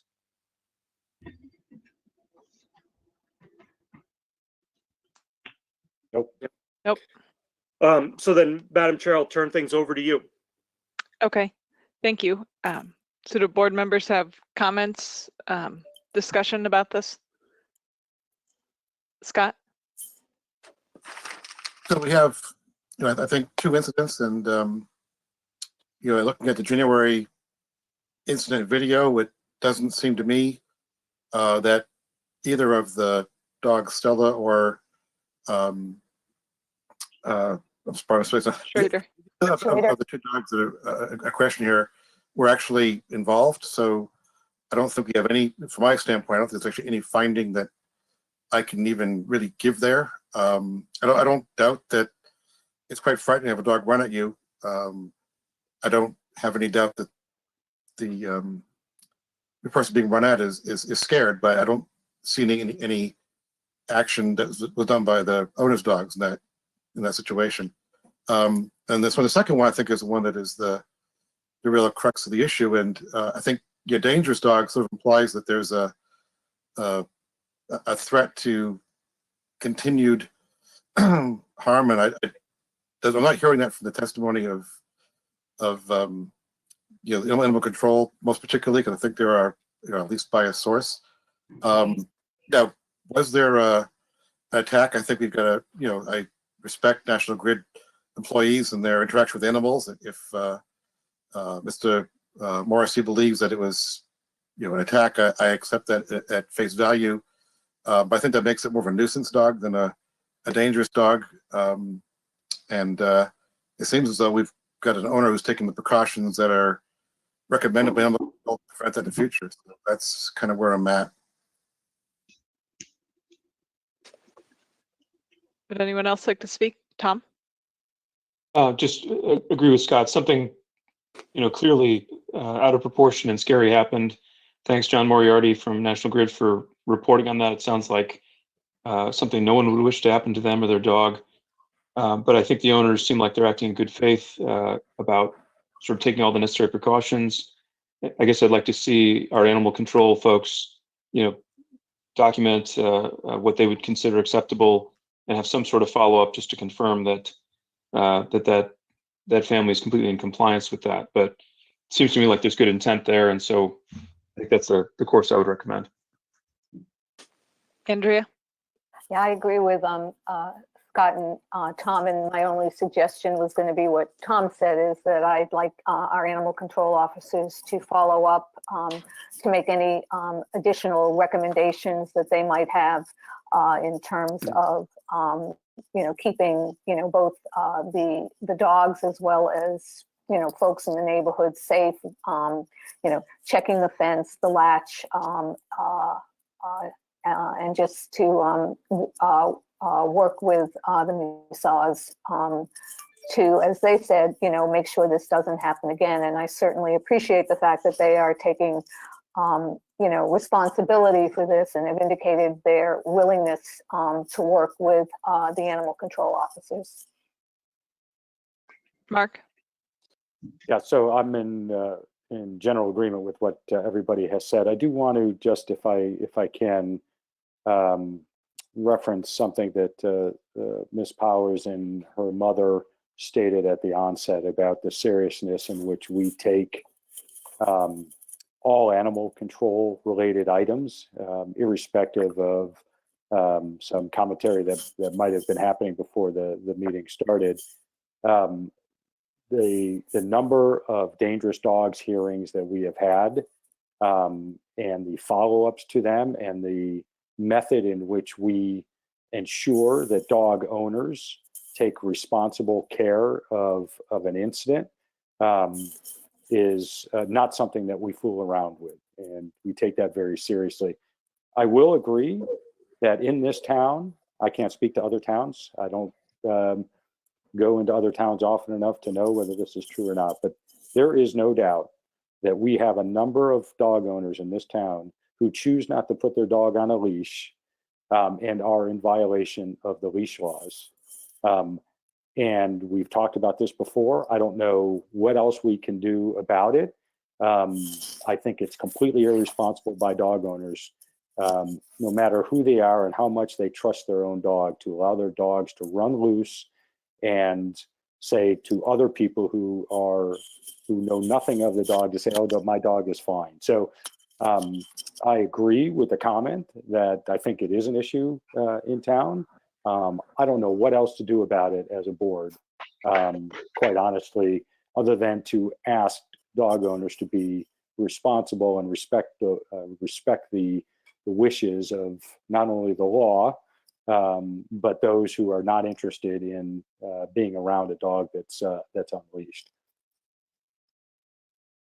Thank you. And I would agree with the comments of, in terms of declaring these dogs dangerous dogs. I think the owners have taken responsibility and great care for the actions of their dogs, and are doing everything they can to care for their neighbors in their neighborhood and their dogs. And as I listen to, the attorney's description for dangerous dogs, I think this doesn't rise to that threshold, and the care being taken by the owners, I do hope, will prevent any future incidents. Do we need to take action, Greg? Do we need to take any sort of vote here? It doesn't sound to me like you need, well, you need a vote. So to conclude the matter. So in the first part of it, you can either find that the dogs are a nuisance dog, a dangerous dog, or you can dismiss the complaint. And what I would suggest, based on what you said, is perhaps someone would want to make a motion to say that we dismiss the complaint without a finding on the owner's representation, that they will abide by the recommendations of the animal control officer with respect to shoring up the fence and having the dog trained. Andrea? Greg, I have two questions. The first is, and I know you've told us this before, but I forget, so if you can remind us, even if we dismiss the complaint, if there should be another complaint against these dogs in the future, we can refer back to this complaint even though we've dismissed it. Is that right? That's right. So if you dismiss this complaint and there's an incident in the future, that incident wouldn't be considered a violation of an order, but the fact of the incident can be used in fashioning any remedy that you have with respect to any future incidents. Okay. And then my second question is, Greg, that can we fashion a motion so that it states something to the effect that we're willing to dismiss this complaint upon, confirmation, by our animal control officer that all recommendations that he or she has recommended have been fulfilled by the massage. My point being, I don't want to dismiss the complaint until we've got confirmation back from our animal control officers that they have complied with all of the recommendations. So essentially what you'd be doing is keeping the matter open until the recommendations are complied with. I'd feel more comfortable doing that. Okay. So I guess before, I mean, there's no reason you can't do that, but if you are going to do something like that, I would recommend that you put a timetable on it. Yeah. Like 30 days. And are we 14. assuming that putting up a new, more durable fence in the backyard is one of the requirements? I don't know that we know that until we hear from the animal control officers what they're recommending, whether they think what's there now is sufficient or whether there should be something different or something more. So I think we need to hear from them. Okay. Madam Chair, can we hear from them on that? Yes. Kirsten, are you still here? I think you're muted if you're speaking.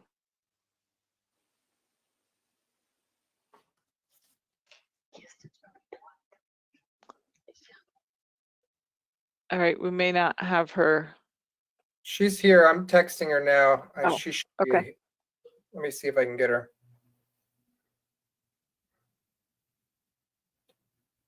Dan Hurd is on the phone and he is familiar with the site. So if you want to hear from him in the meantime, you certainly can.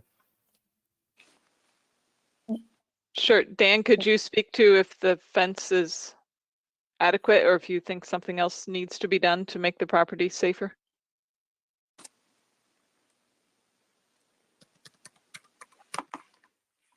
Tom? Elizabeth, I'd be comfortable setting 30 days. We could revisit in our next meeting if we get a report from animal control that says there's some responsible action that agreed to, which will take longer than that. We could extend the deadline.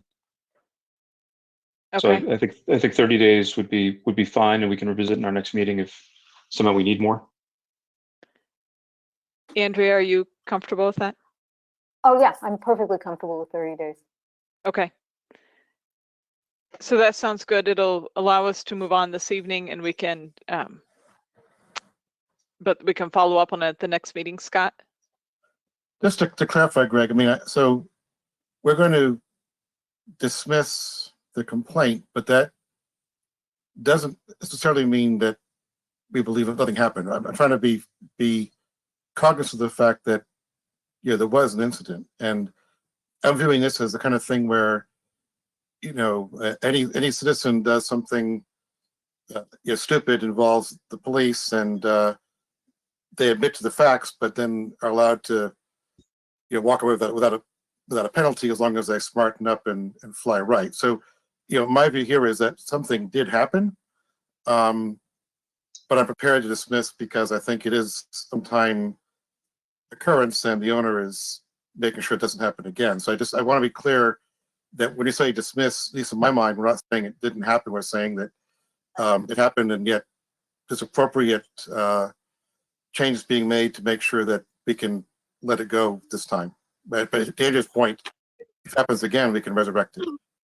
Yeah, that's right. Hey, can you guys hear me? This is ACO Hurd. Yes, we can hear you. Hey guys, sorry, just some technical difficulties. ACO Hirschler and I already have a plan to actually go by the residence tomorrow, just to evaluate everything, get pictures if we need to, and just figure out the best conclusion. But we do have a plan in place to go actually tomorrow. Okay, thank you. Okay. So to answer Mr. Hazelton's question, which was also similar to the previous question, and that is that, the purpose of the statute is to protect public safety and to prevent nuisances.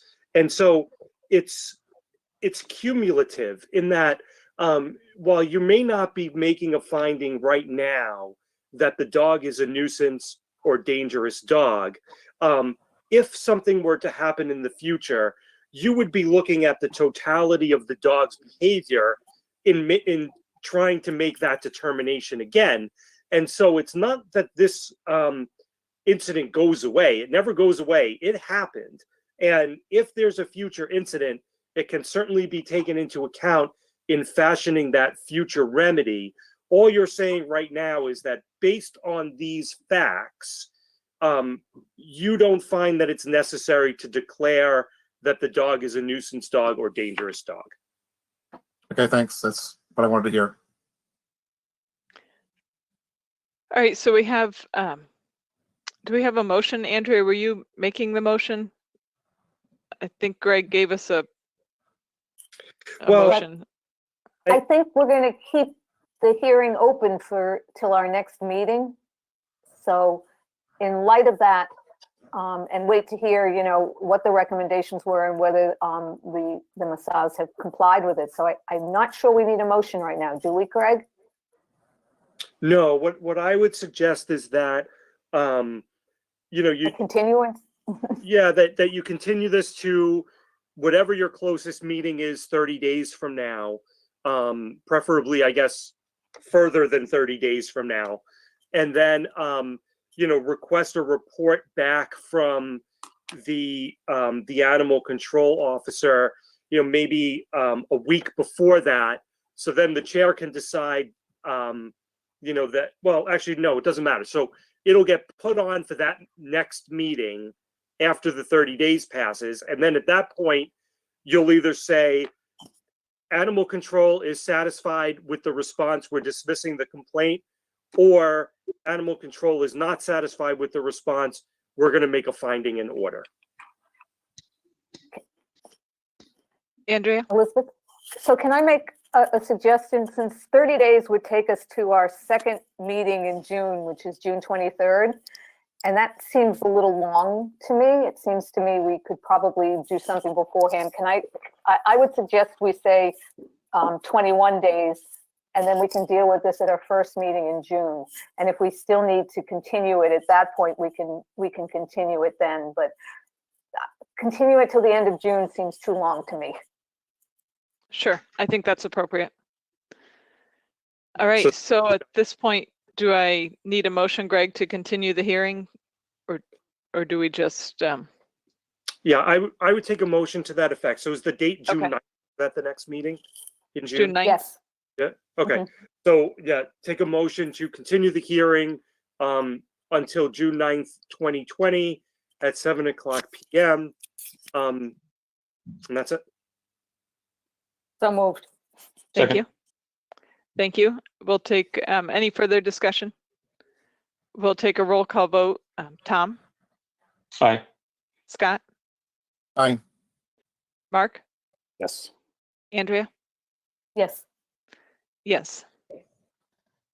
Great, thank you. And as we close here, first, thank you, Attorney Corbo, for joining us this evening and for everyone who was willing to speak. And I would just echo Mark's comments from before that anyone who has a concern about a dog in our community should reach out to the animal control officers, and they will advise you on your rights. And certainly if an issue needs to be brought before this board, we are very willing to hear those cases and support our community in that way. So thank you.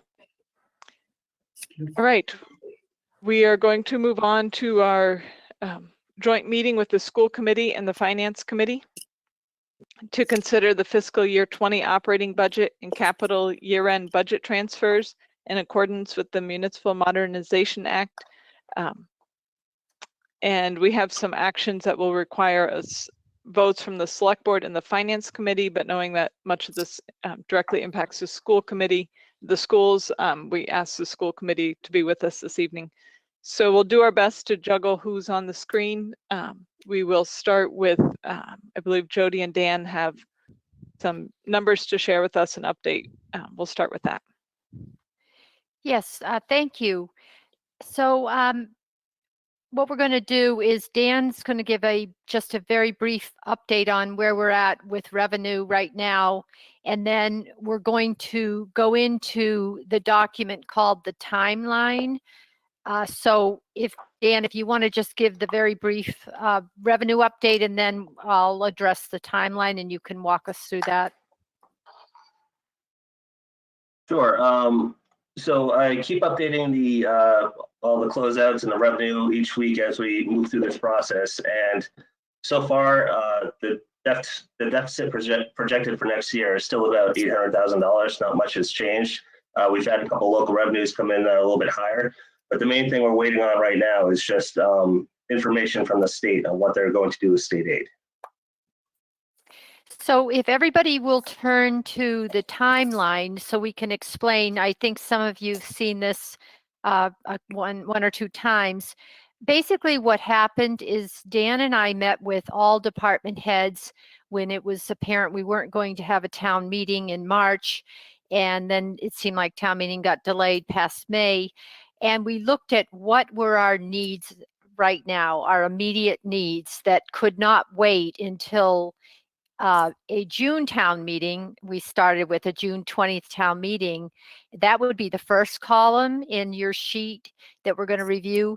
But then when it started looking like maybe even the June 20th town meeting might not occur, we wanted to know what we needed right now to ask you for an appropriation if town meeting wasn't going to occur till late summer or early fall. So the first two columns are that, and we're going to walk you through that. And I just would want to also state that the Municipal Modernization Act, which is in your packet, does give the Board of Selectmen and the Finance Committee the authority to make budget transfers at this time, and that's how we're seeking funding for these two columns of requests. So Dan, if you want to walk us through the requests that we're making tonight.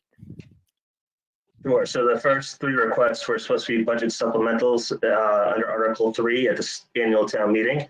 The first one is $22,500 for recycling expenses. This is so we can pay for the increased cost of tipping fees. If we don't get the supplemental, we cannot pay our recycling bill in June. Should I pause on each one so we can get some questions, or just keep moving ahead? I'm okay if you want to move ahead, and then we can come back. We can circle back for questions at the end. Okay. Next one is for the same thing, except for solid waste expenses for our trash pickup. We're requesting $17,500. Then the third item for the budget supplementals is the veterans services expenses. This is so we can pay the veterans benefits, the Chapter 115 veteran benefits to those who need them in the first AP warrant in June. Otherwise, we don't have enough money to fund this.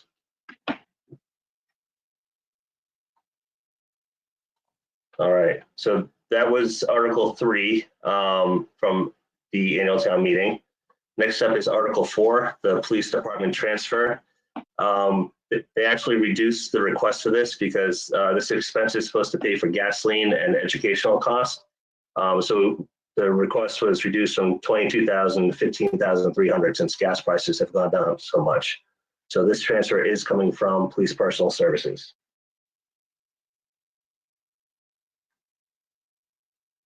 All right, moving on to the capital items. The first one is $15,000 for town computer replacements. We do have many employees for the town working remotely, and we have no capital money left for computer replacements. Some department heads are requesting laptops to work more efficiently from home.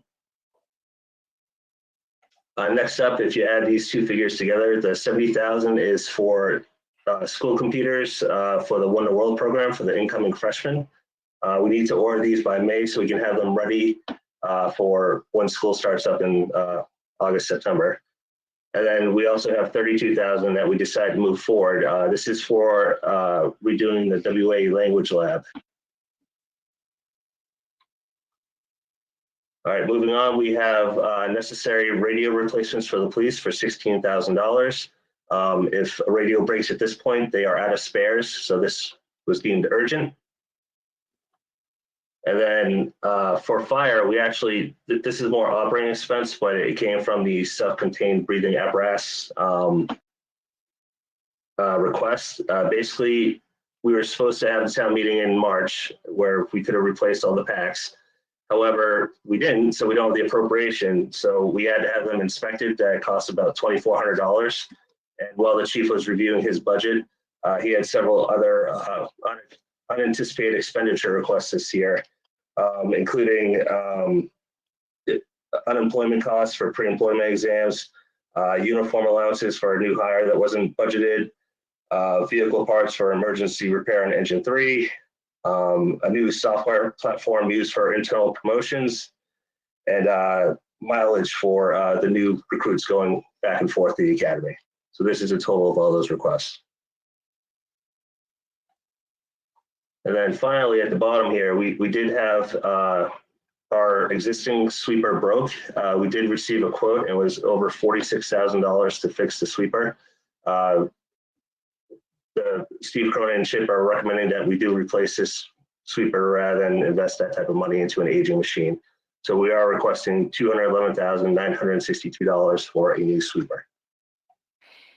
I'd like to report that the Capital Planning Committee met last week and reviewed all these capital recommendations and voted unanimously in favor of supporting. Thank you. So at this point, which actions do you need us to take? And then let's clarify that and then open it up to questions. So I know you need some votes. You're looking for votes tonight, correct? Yes, we actually have a list of the transfers in your packet that explain where these funding would come from. Dan, do you want to review that quickly? Okay, so here's the list again here. Starting, most of the appropriations are coming from risk management. Basically, we have a surplus in health insurance this year. So we recommended just taking most of these transfers from there. The $15,300 for the police expenses, in the article going to town meeting, we had originally, we're going to take that from police personal services because they do have a bit of a surplus. So we're going to keep that there for the time being. So that 15.3 is from police personal services. And then the street sweeper we had to piece together. So we have $60,000 coming from the streetlights account. Eric, you might remember Eric did that project where we bought all the streetlights, and we have a large credit in that account at this point. So it seems like a good source to fund the sweeper with. We're also recommending transferring $10,500 from the stormwater general fund budget expense, and then $141,462 again from the health insurance account. And we're expecting to get $25,000 for the trade-in of the old sweeper. Thank you, Dan. So could you please clarify for everyone watching, these transfers would have happened at town meeting, but under Mass General Law, the Select Board and Finance Committee have the authority to make these transfers? Is that correct? Is that why we That's are correct. able to make these decisions tonight, even though they would have been a town meeting decision? That's correct. Thank you. I have one question. Yes, so let's take these- time for questions. Okay, for me, it's not about the individual, a whole of the stuff. All the expenses we are voting today or recommending today are in the 2020 year, not 2021 year, correct? They're for That's correct. 20, right. You're For the current year voting. ending June 30.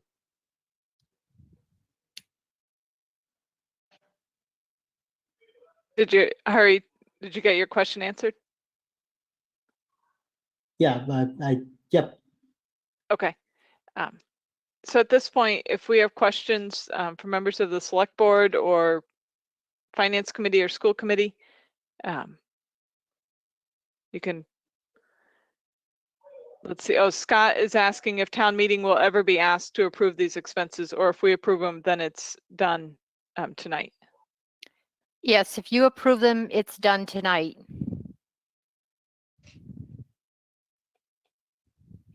Are we, one more thing, are we voting collectively on all the requests, or are we voting individual requests one at a time? Well, if there are no objections, I would vote for the entire, for all the requests at once. If somebody, if there's a reason that someone would like to pull one out, we could do that. But I think all of these have, thought has been put into how to make them all work instead of pulling them apart one by one. I think it's, what Dan and Jody have worked on here, it all fits together. Okay, so let's approach it as if it's a consent agenda, and let's all ask questions if there is anything that we're approaching to tease them out. We should, otherwise we'll treat it as one big chunk of transfer. So approval. So I'm looking online here to see if anyone has questions. I know Scott sent one. I don't see any other questions or comments from anyone. I'm hoping I'm not missing something. I think John Cunningham has his hand up. Oh, okay. Go ahead, John. I think you can unmute yourself now. Okay, fine. Yep, there we go. Here. Go ahead. Okay, are we contemplating doing them all at once? Yes, unless someone, unless there's an objection to that. Okay, I You have a question about one. Okay. I have some questions about the transfer, the 15,300 transfer for the police from the personnel to the expense account. Okay, go ahead. And this question, I guess, is best answered by Jody. We asked some follow-on questions previously about this because I was concerned about just where the money was going as far, for the education. And basically, you say you have an agreement. You signed an agreement with the deputy police chief for him to take this course. Is that correct?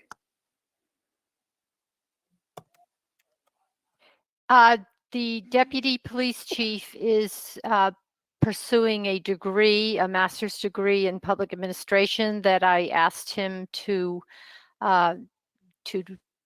embark upon. And this transfer, part of this transfer is for $4,000 to cover 2 classes towards that degree. And I do have an agreement with him, which is standard when we reimburse an employee for some of their education. And the deputy has agreed to stay 7 years in the employment of the town or pay back prorated amounts of these funds. Okay, what's the actual scope of this agreement as far as the cost? Now, the 4,400 is for 2 courses, and it looks like there are 10 courses that have to be taken. So it's going to add up to about $20,000 or $22,000 over time. He is eligible for another raise another step up in the Quinn-Bill incentive when he completes this course. It seems like we're double paying this to some degree. And as I understand it from the answer of previous questions that we had after our last meeting concerning this, is that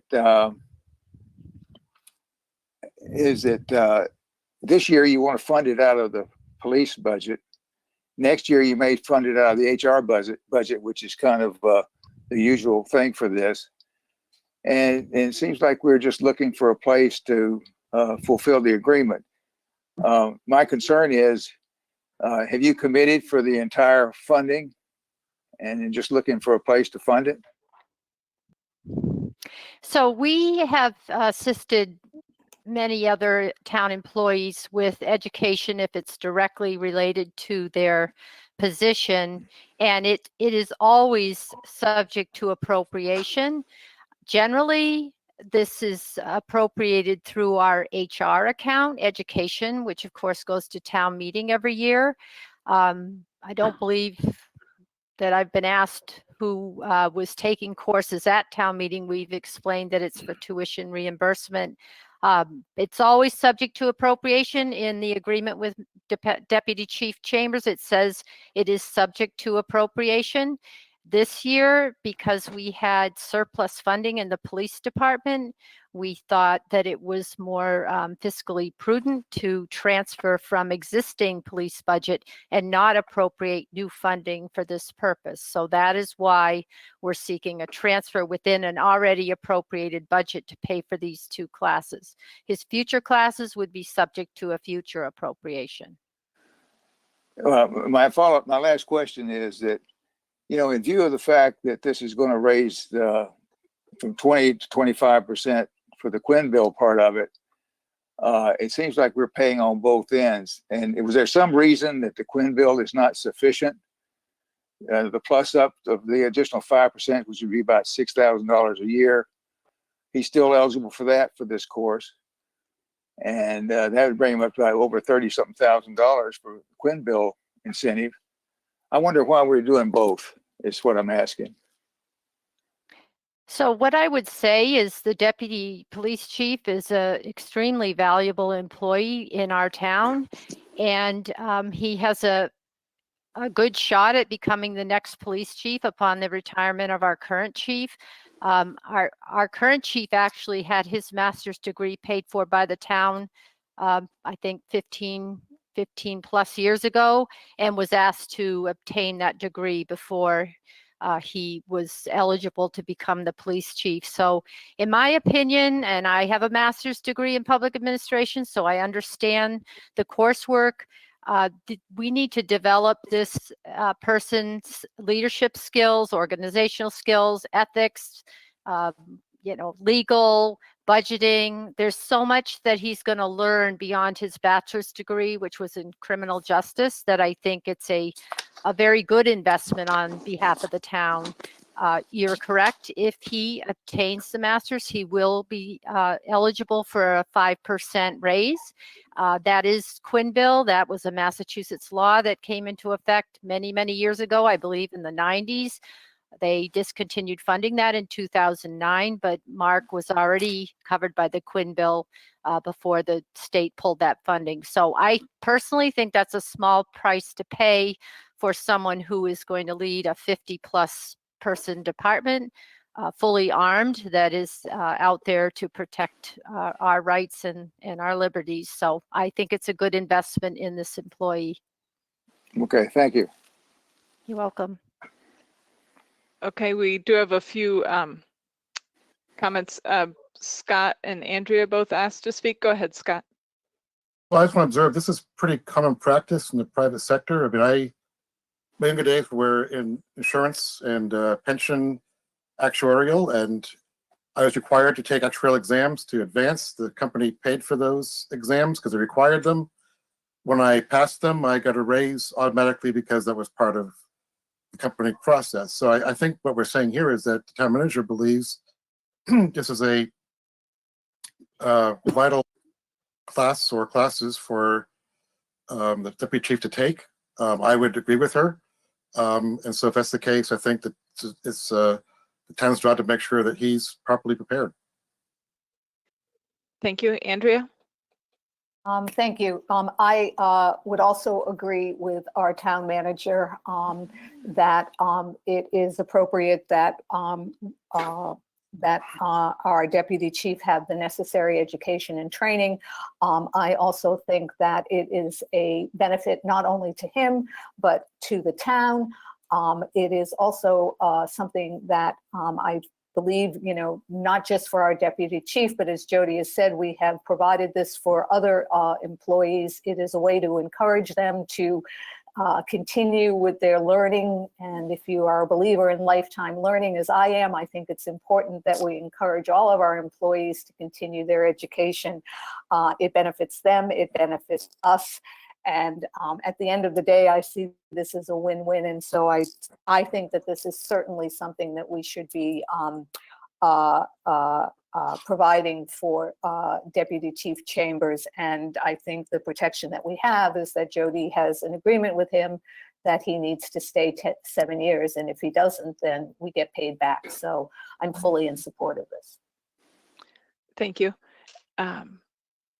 Looking to see if there are other comments or questions. So Elizabeth? Hi, Elizabeth.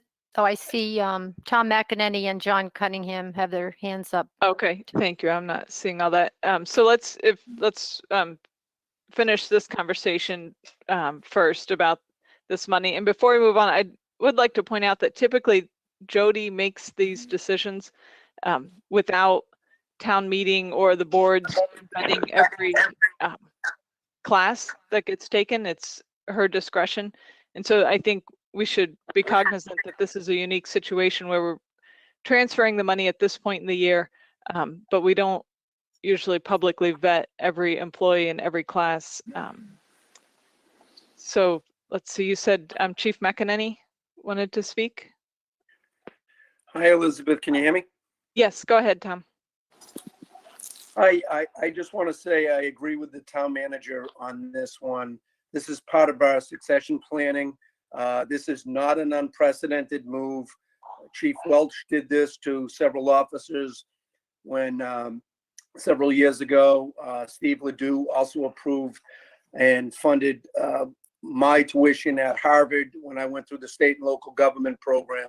So this is something that I think is not unprecedented, and I truly support this move. Thank you. John, did you have another comment? I can't tell if that hand was up before Yeah, or new. yeah, just one clarification. The 7 years, does that begin now or after he completes the courses?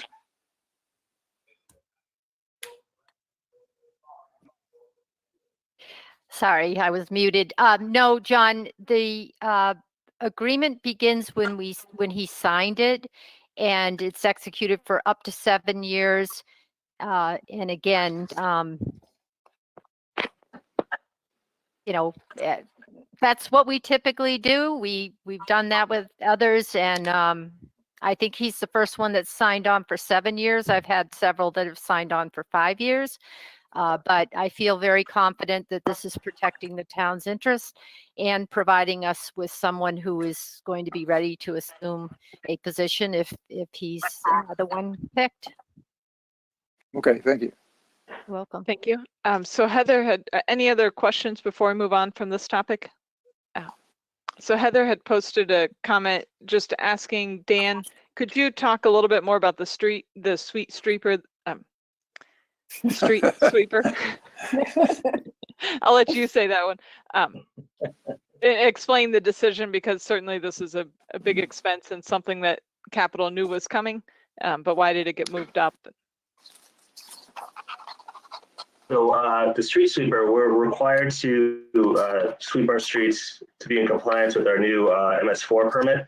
So again, we haven't been doing that yet this spring, so we're not in compliance at this point.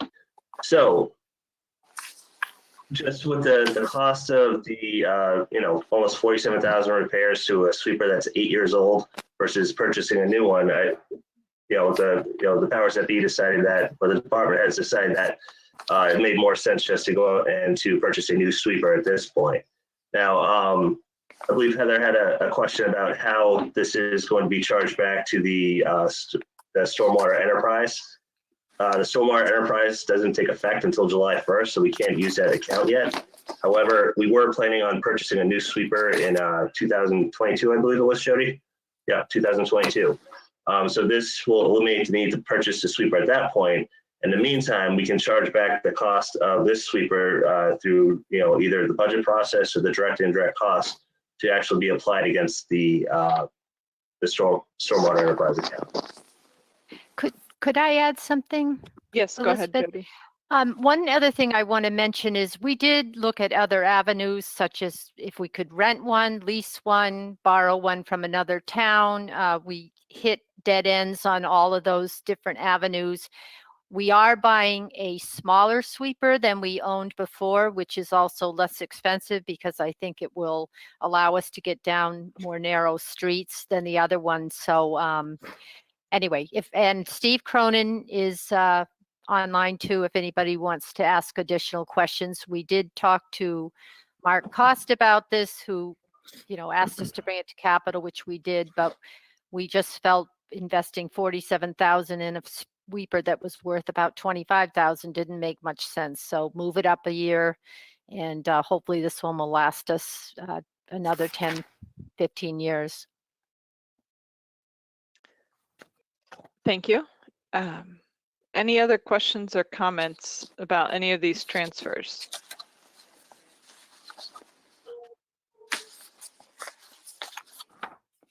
So make at this a motion point, to make a Yes, motion to approve. Second. all right. Any further discussion? We'll need to take two roll call votes. I'll take a roll call vote from the select board first, and then Hari, you can take a vote from Finance Committee. All right. Tom? Aye.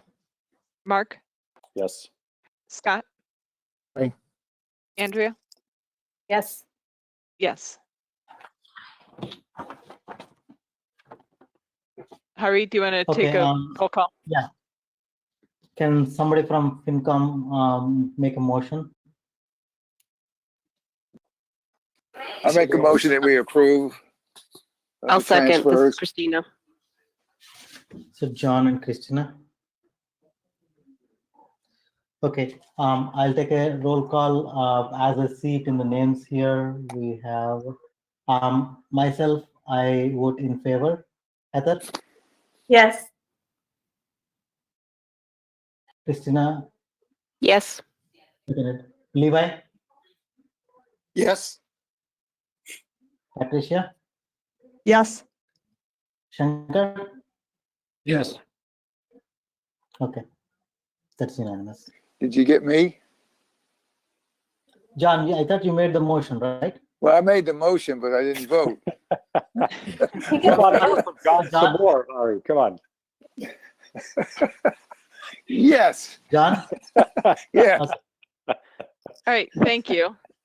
Thank you, Dan and Jody, for putting this together. I know a lot of thought had to go into rearranging this to get it ready for tonight.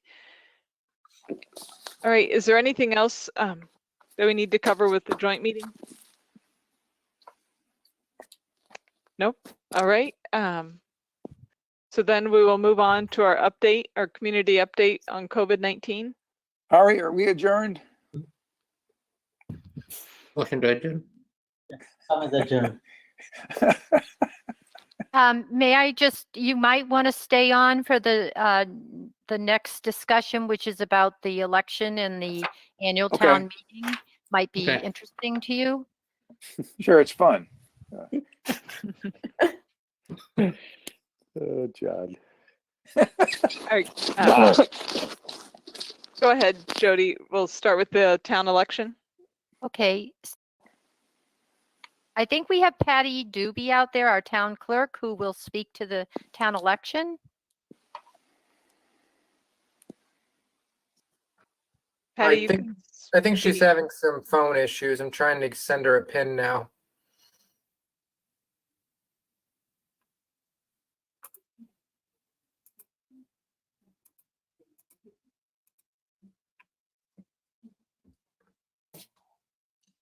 Does not appear to be working.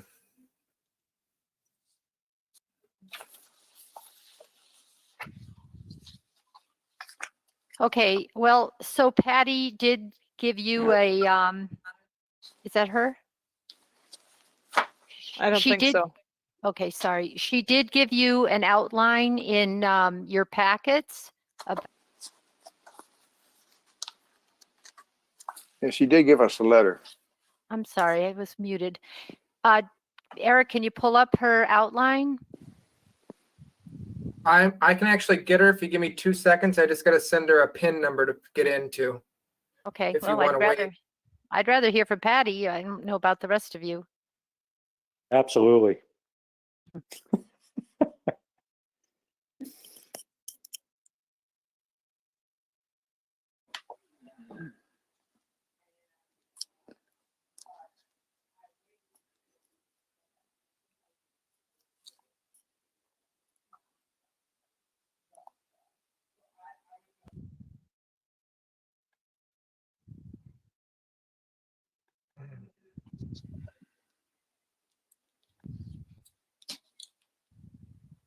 Anybody got any cards?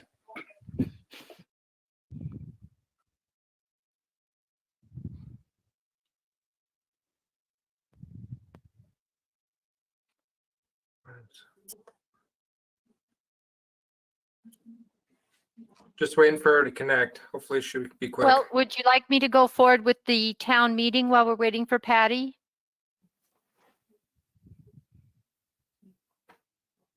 Sure. Yes, please. Okay. Okay. So we've been meeting and discussing how we could hold a 2020 annual town meeting.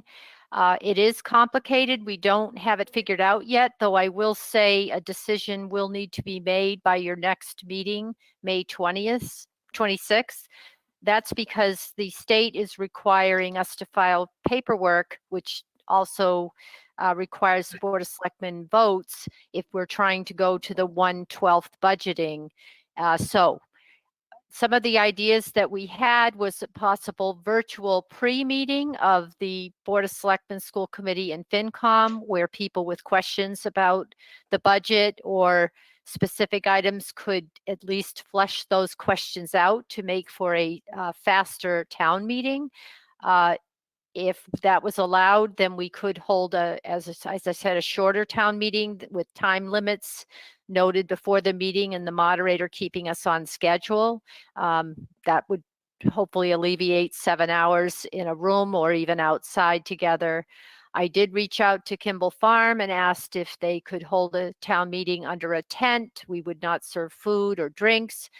And we could have chairs spaced out with 6 feet around them. They got back to me today and said they could only fit 100 people under a tent with those kinds of spacing, and they have not gotten back to me with a cost. There's been several people that have talked about holding it in a parking lot, such as the Abbott School or the WA parking lot or a field, potentially Westford Academy, Abbott, maybe Neshoba Tech, with tents or no tents. We did research tents. And it seems like it'll cost about $6,000 or $7,000 to have a tent erected for the event that would fit 100 or 200 people. We could have a rain date if necessary. If we did hold it outside, that would eliminate video presentations. We could pass out flyers with information depending on what the board wanted us to do. We've looked at schools. It would be very difficult to space people 6 feet apart. It's not just on the sides, it's front and back too. And so that would be challenging if a lot of people wanted to attend. We could possibly go into several classrooms, and Mike Wells is looking into allowing the presentations on the TVs for people to view and have counters in each of the rooms. It would be challenging. Of course, we have the bathrooms, which would have people going into the bathrooms, and we know that that has contact, which the Board of Health is concerned about.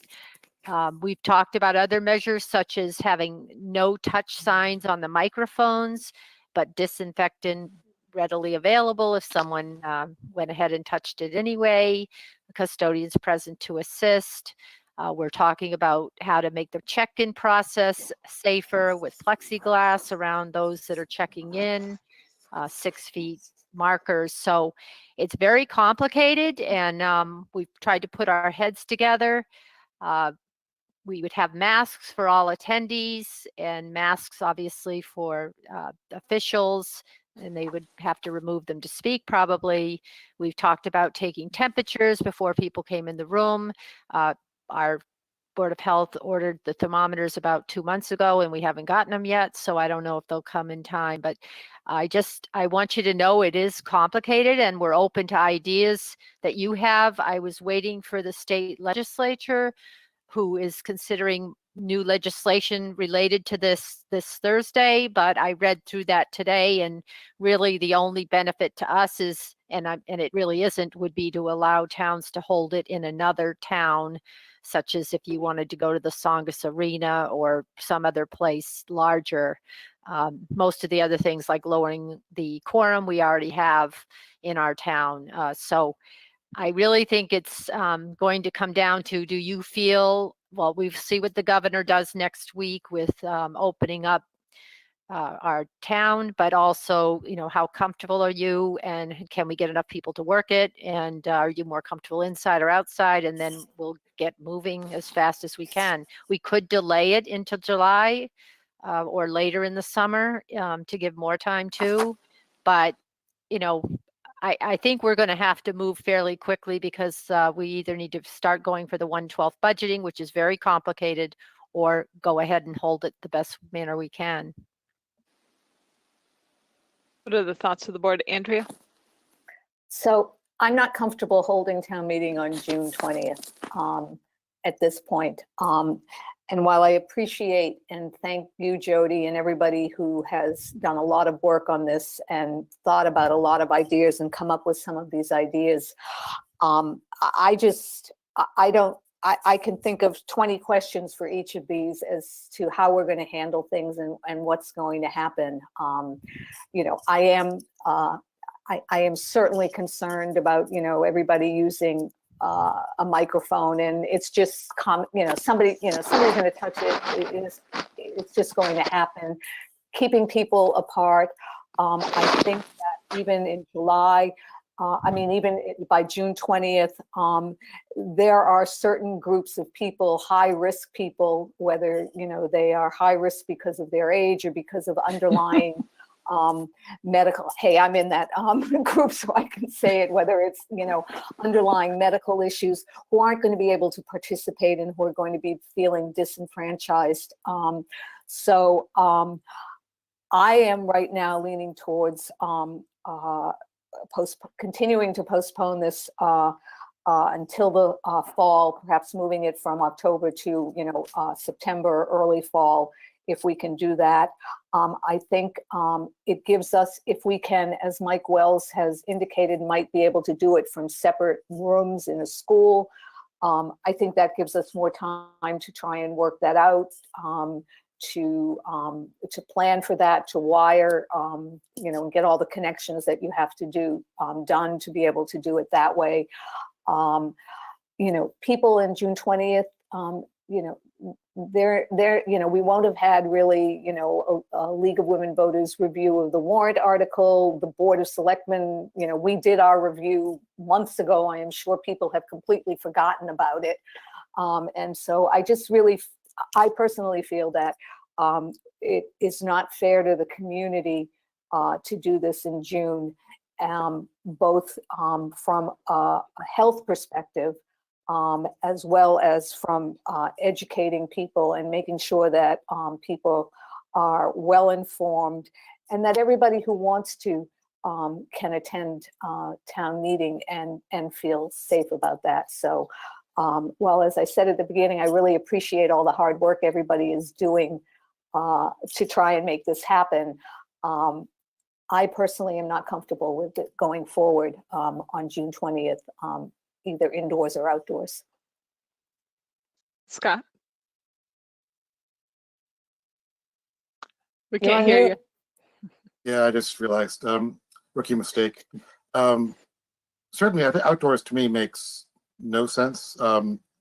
Apart from the issues of weather and presentations, we have our meeting at Kimball's every June with our retreat. You can't hear the microphone at that event, so I can't imagine town meeting with a microphone that's going to work. And if you've got wind, I mean, just forget about it. So I think we just save our time and not even worry about it. In my opinion, worry about an outdoor event. You know, I'm kind of right now certainly kind of torn about June 20th. I mean, if we're honest with ourselves, this is no safer in September than it is in June. This is, you know, apart from a vaccine, we're living like this in terms of risk to high risk individuals for some time. So I think we can keep on postponing it. That's what we'll end up doing, is keep on postponing it. And I'm also, you know, not a spring chicken. So I respect that need to you understand that some people aren't going to feel comfortable going into a room full of people. The question is, do we really believe it's better in September? And whatever it may be, I think if you want, I think schools makes the most sense, because you can have several classrooms. You can have janitors basically on standby to make sure we disinfect bathrooms. I would just suggest, if you're going to use schools, that we postpone till August. The last thing I think we want to do is bring a whole bunch of people from out of the schools into the schools in the middle of a school year and have to decontaminate classrooms or something. So if we want to postpone it, I think I'm not opposed to it. I wouldn't decide tonight, but if it is a decision to postpone, I think maybe it's August and not October. Mark? Jody, a question. I'm kind of stunned that the state or the other communities in the state no one has figured out how to deal with this yet, as far as how to hold an annual town meeting. I mean, I know we're smart and I know we, lots of things here, but I'm dumbfounded by that. Well, I would have to agree with you, Mark. I think that what I talked to John Giorgio last week about this. He said there are towns looking at ideas like I am. So far, no one's had a town meeting. I mean, it's perplexing. There's certainly several towns that have town councils, so they don't need a town meeting. Cities are different. I don't even want to bring this up, but there are towns that have representative town governments like Chelmsford, and they can meet virtually. There was legislation for them to meet virtually. I did ask about that. I think Jim Arcero put something forward, but that did not get approved. But I'm going to be honest with you. I am concerned about the fall too, and I'm concerned about next March. So I think there's got to be some answers for us than just kind of kicking the can down the road. And unless there's a vaccine, we're going to have this problem when we go to balance the budget in October, and we could have this problem next March. So I hate to say the representative town government. I know we looked at it right before I got here and a report was delivered. George Murray was head of that, but I don't know how we run our towns in this manner with facing these kinds of virus situations. So I think it's something we need to really think about. Tom? Just in terms of the decision in front of us about the upcoming town meeting, I mean, there won't be any other events of that shape going on in June. I mean, there won't be other people who are asking large numbers of people to come into a confined space. So I don't think that's going to be good for the town or good for democracy, because a lot of people won't come for all the reasons mentioned. So I guess what would we decide? When do we have to decide, and what are we deciding? So would we push it back by 2 months and see if the conditions change and see if a new option opens up legislatively or some other way? So if you are leaning towards not holding one in June, and I agree, I think it's odd that the governor won't allow congregations over 10 people, but municipal town meetings are exempt. So what is that saying? What would happen is, I think if you're going down this path, then we would ask for a decision at May 26th, and we would bring to you a 3-month budget at June 9th. Maybe we try a draft on May 26th, but you have to approve that budget on June 9th. We have to forward that to the Division of Local Services, the Director of Accounts. Hopefully we'll approve that, and then we can operate into July 1st. But if we don't do that, we have no money as of July 1st. So, the clock is ticking, and we need a decision, and we need to get moving on the 1/12 budget. So Jody, that would be the first. Oh, sorry. Go ahead. We still would not be able to bond any money. I mean, there are several things we couldn't do. This basically just allows the town to continue operations and, sorry. So the approving a 3-month budget on June 9th would be the first step of going to 1/12 budgeting? You're only required to approve a 1 month, but it's a lot of work. So frankly, I think we're going to bring them to you as a 3-month. And Dan and I have discussed this. It's very complicated. And so that's what we would recommend. Okay. Scott? Well, I think it raises 2 questions. One is, if you do the 1/12 budgeting, and we could have a town meeting in whatever it may be in the future,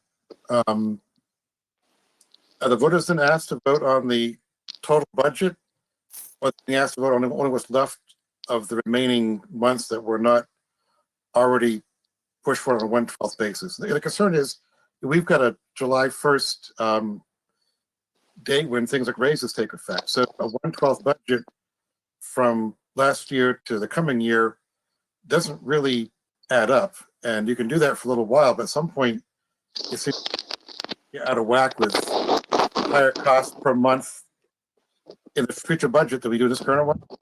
It's a 1/12 minimum, so you can allow for increases and so on. You just have to, it's very complex. We have all the bulletins. Dan and I reviewed them all today, so we'd lay that out for you. But you can, pay for increases. So I guess the second question is, if we then have a town meeting in whatever it might be, are those budgets a done deal, and so the voters only get to say A or nay to what's left of the year, or they're voting on the whole budget, and then if they don't approve it, we're stuck trying to make cuts with whatever we have left for months to work with? I don't know the answer to that, Scott. I don't know if Dan, you're out there and you know the answer. My guess is they're approving an annual budget at that point, not just a 3/4 budget, but this allows us to continue budgeting without a town meeting. And if Dan, if you know something different. Yeah, I would think they'd have to approve the entire operating budget for the town accountant to book and for us to move forward. So right. So conceivably, we would have 6 months of the year done on a budget that the town has not approved. And then at some point in November, the town says no to some line item on the budget. What do we then do? Well, you reduce budgets. You reduce the budget that's Well, left. okay. Yeah, I guess I'm just pointing out the fact that that it's not the decision to do 1/12 budgeting is not a easy cost-free solution either, that it can put us in a bind down the road in the next year if people disagree with how we're spending money. Mark? yeah, so we're not going to solve this tonight at all. And at the end of the day, if we can't get some number of people to attend a meeting, there's no other choice, right? We've got to have enough money for the town to continue to operate. So, at our next meeting, my recommendation would be we either think people are going to show up to a meeting or they're not. And if they're not, I absolutely agree it needs to be a minimum of a 3-month going forward. If we choose to have a meeting in August or July because things change, I don't know who's making noise in the background, but if you're not talking, if you can mute yourself, please, that would be appreciated. It doesn't preclude us from having a town meeting in July or August, even though we've done a 3-month budget. So to me, that seems to be the prudent thing. But I'd like to come forward at our next meeting with the kind of the full set of pros and cons and recommendation. I think we submit a month by month. It's just we want you to approve a 3-month and not try to do that every month with you. And Christina Green asked if the Finance Committee weighs in on that, and I'm sure they can weigh in, but their vote is not required. Thank you. Andrea? As we ponder this question going forward, one of the things I think that at least would help me to make a decision down the road is the capability of connecting different rooms for a town meeting, so that if we have a body of people, we can put them, whether it's in different classrooms in a school or in different buildings, whether it's Abbott and the gym at Blanchard or something like that. It would be helpful for me to know if we have the technology and the capability of being able to do that and running town meeting that way. And I agree, Scott, if we could do this at the end of August before the kids come back to school, but folks are back in town because they're getting ready to go to school, that would, I think that timing wise, that might work out better. So I have an idea. If this is still looking bad, 2-3 months, and if this really is going to go on for 2 years, and we're struggling to get a town meeting, even though Westford has not been in favor of representative town meeting, I wonder if that is a vote that could be put on the ballot in September when we have the state primary, if that's something we want to explore and think we need. Would we be able to ask that question of the voters in September, Jody, and then move forward with the representative town meeting? You know, that would have to be researched. I don't want to answer Okay. that. It would absolutely, in my opinion, take a ballot vote, I think, and then go to the state legislature. But I don't know. Okay. It's just I am concerned, as I said, that this is how we run our government, and we can't run our government right now. So that does concern me. Right. Mark, were you going to say something? This whole thing with the representative government to change the face of what this town has wanted to be, unless if the town wants to change it for the sake of what's going on right now, I think is ridiculous. Now, if there's a movement in town that for whatever reason they want to move there, irrespective of, COVID-19 or something else, well, then I think that's different. But to jump to that because of where we are right now, I would want it for 2 years. I would want it sometime certain, get us through this and then go back to the way things used to be. But I don't know how to do that to get us through this period. Elizabeth, we can't solve it already because we've got a. There's no quorum on town meeting, so you'll effectively have because of a town meeting if you have small numbers show up. Right. Elizabeth? Yes, John. I was on that committee to explore the representative town meeting government. And we would probably have 40 representatives for each of the precincts. So you're talking about 240 people. Wow. And I think that's the minimum. And we looked at Chelmsford's experience and, there's nothing that says they have to show up. We have to elect a third of them every voting year. And we thought representative town meeting government weren't going to buy us that much. I think we're going to leap forward to a mayor and city council or something. I think we have enough people to do that. But anyway, we've looked at that, and I don't know what to say. We could look at it again, and it's going to take a charter change, doesn't it? Probably, right? So. And that was the real thing. This is going to be a longer process. No, I don't think we can do it temporarily. Just bring whoever can stand. Okay. I think any other comments about this topic tonight? We do need to make a decision on May 26th. So I think Jody was looking for us, feedback on what we were thinking tonight, so she can pull together the necessary information for us to make a decision on the 26th. All right, I think we will move on from this topic then. Can we go back to the town election? I think Patty is with us now. Can you hear me? Yes. Yes, Patty. I was on before and then suddenly I was not. So I know what the ACOs were going through. I also have the same difficulty with the state about the town election as I do with the town meeting. They are very concerned about how to handle the election this fall, the two elections, the state primary and the presidential election. And they're giving us very little guidance on how to have a town election. And every town is having one. And we all say, well, how about us right now? We're having elections in May and June, and we're having all the same problems. And we're in the middle of all this. And they say, well, here's what you can do, and here's what you must do, and here's what you can't do. Go ahead, run with it. So anyway, I've tried my best to run with it. And I will say that the town election is a little bit, if I can use the word, easier to pull together than the annual town meeting because we don't have to have all those people in one room.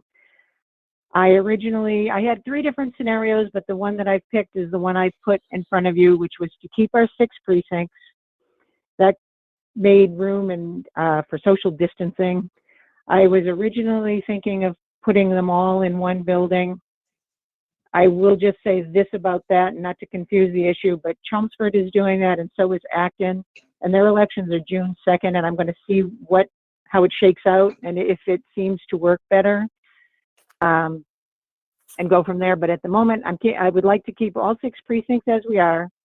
I have to find people to work. I have had a surprising amount of people agree to work as long as I supply them with the proper protection. I still don't have enough, but I'm working on that, and hopefully I will. And we are definitely promoting voting by mail. The absentee ballots came in on Friday. Today, the regular ballots came in, so I've got them all.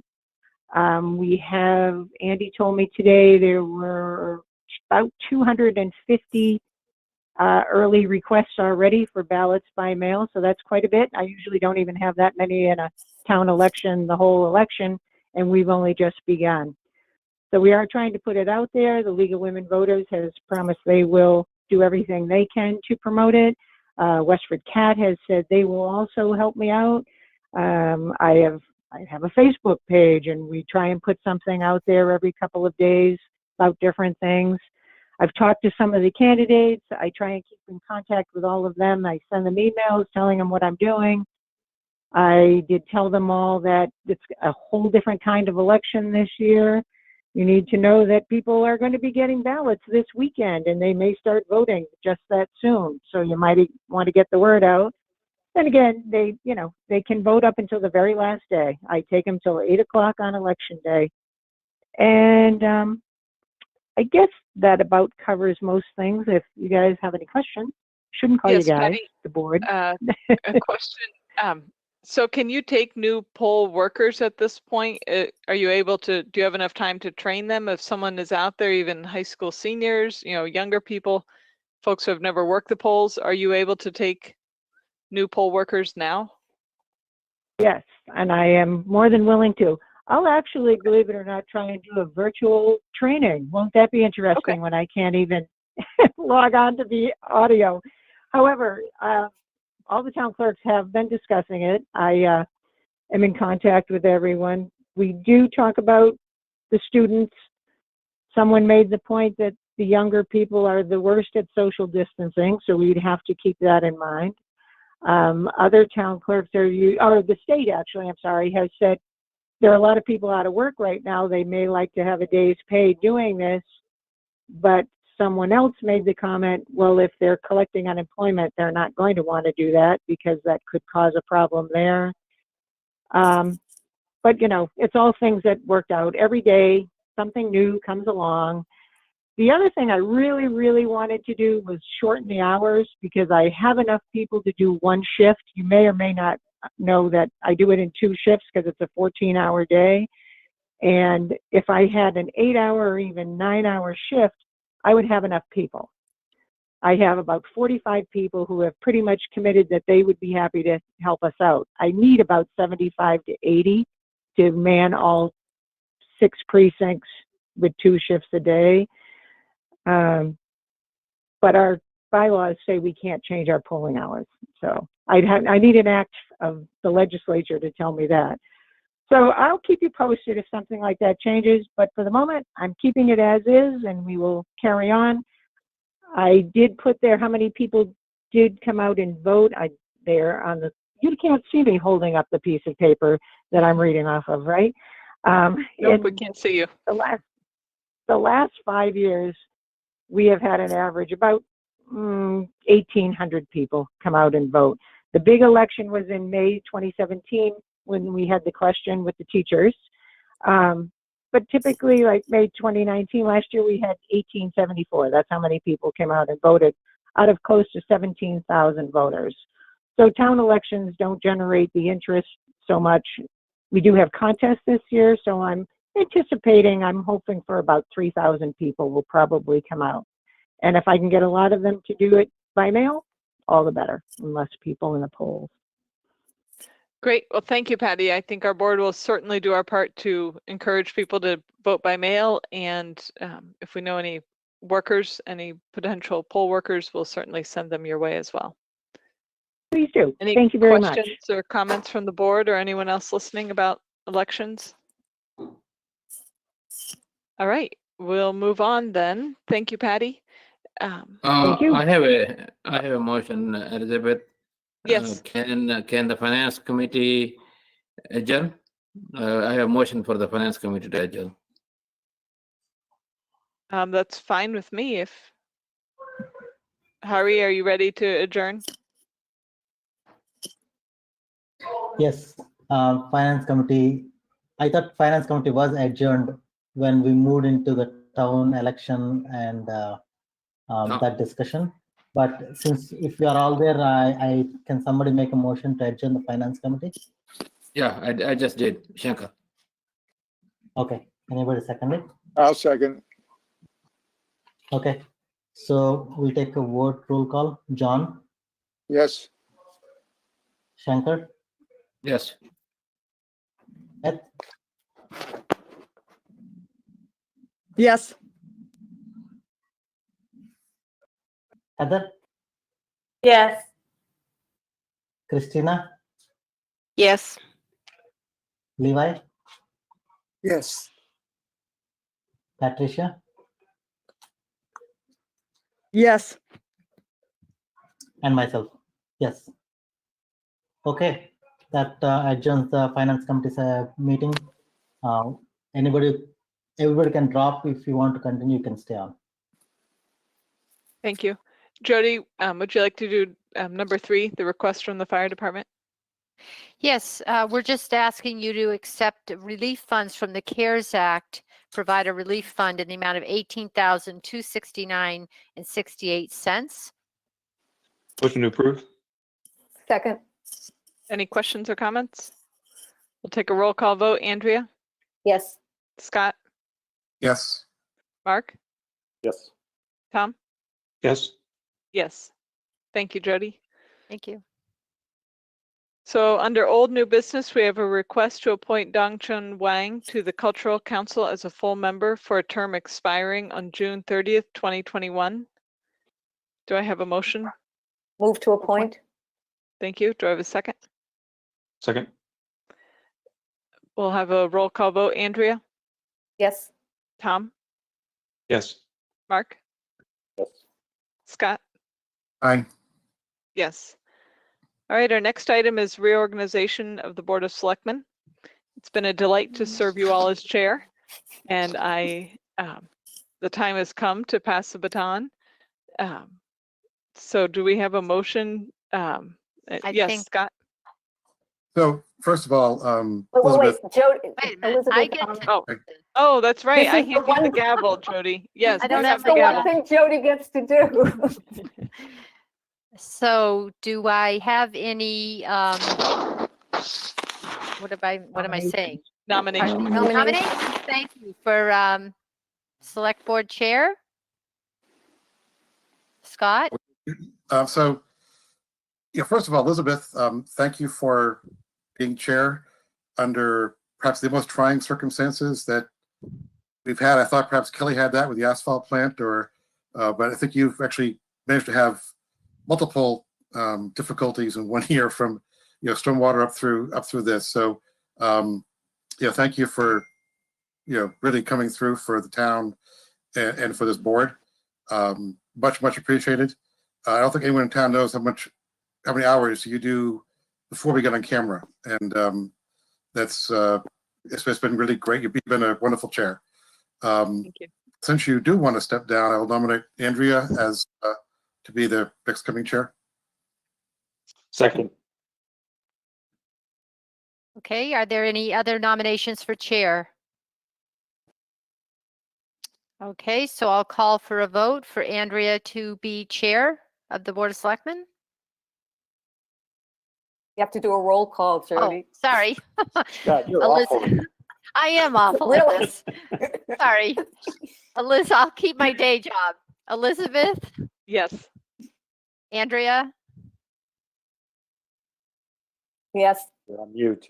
Okay, Tom, Yes. Mark, yes. Scott. Aye.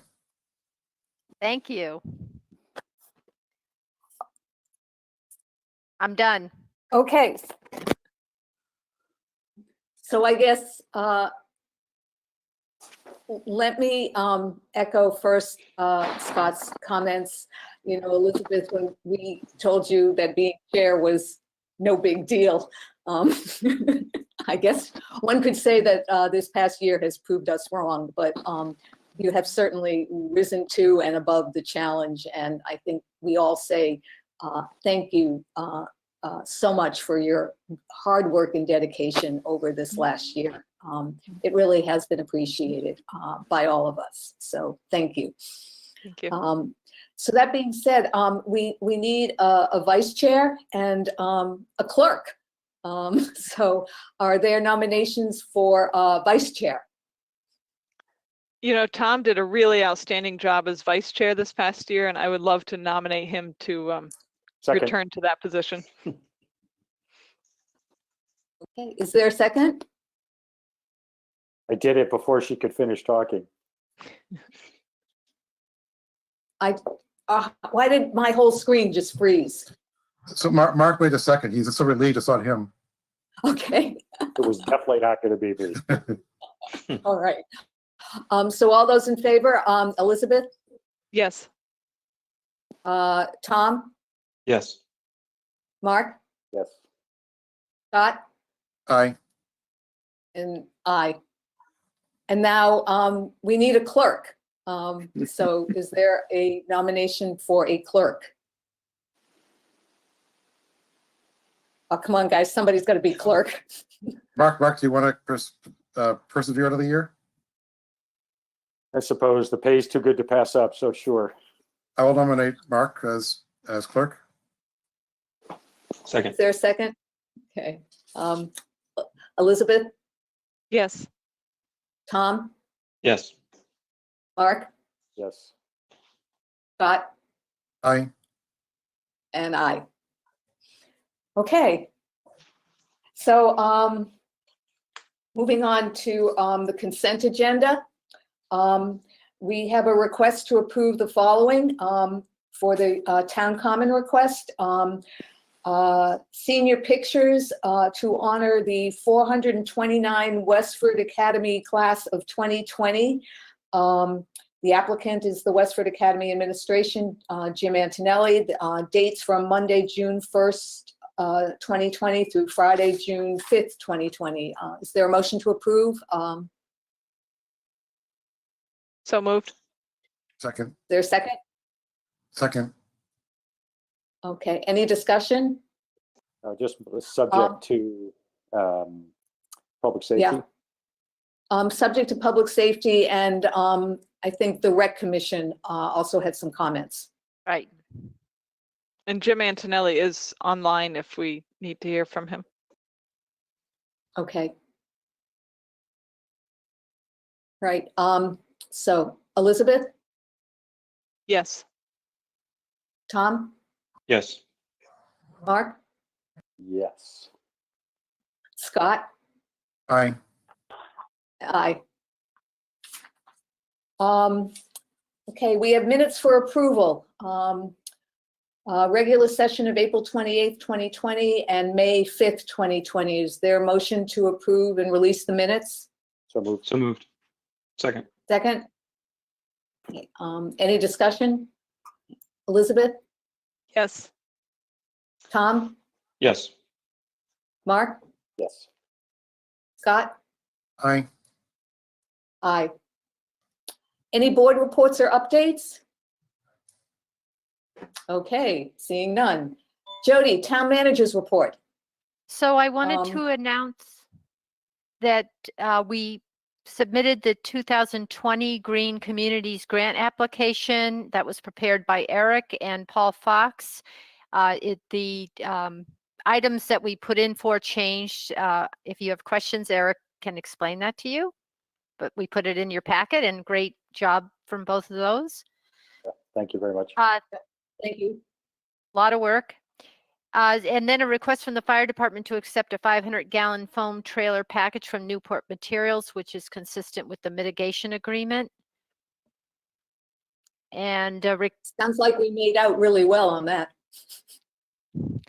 And a request to approve a purchase order from the Road and Bush lease expense account for Ombre elevator repairs for $3,672. Motion to approve. Motion to approve. Second. Okay, Elizabeth, Yes. Tom, Yes. Mark, Yes. Scott, Aye. and I. Motion to waive reading of correspondence. Second. Is there a second? Elizabeth, Yes. Tom, Yes. Mark, Yes. Scott? Aye. Aye. Motion to adjourn. Your motion- Second. Your second? Elizabeth? Aye. Tom? Aye. Mark? Yes. Scott? Aye. Aye. Good night, everybody. Everybody you. stay safe and stay healthy. Good night, Westford. Thank you. Good Good night. Good night.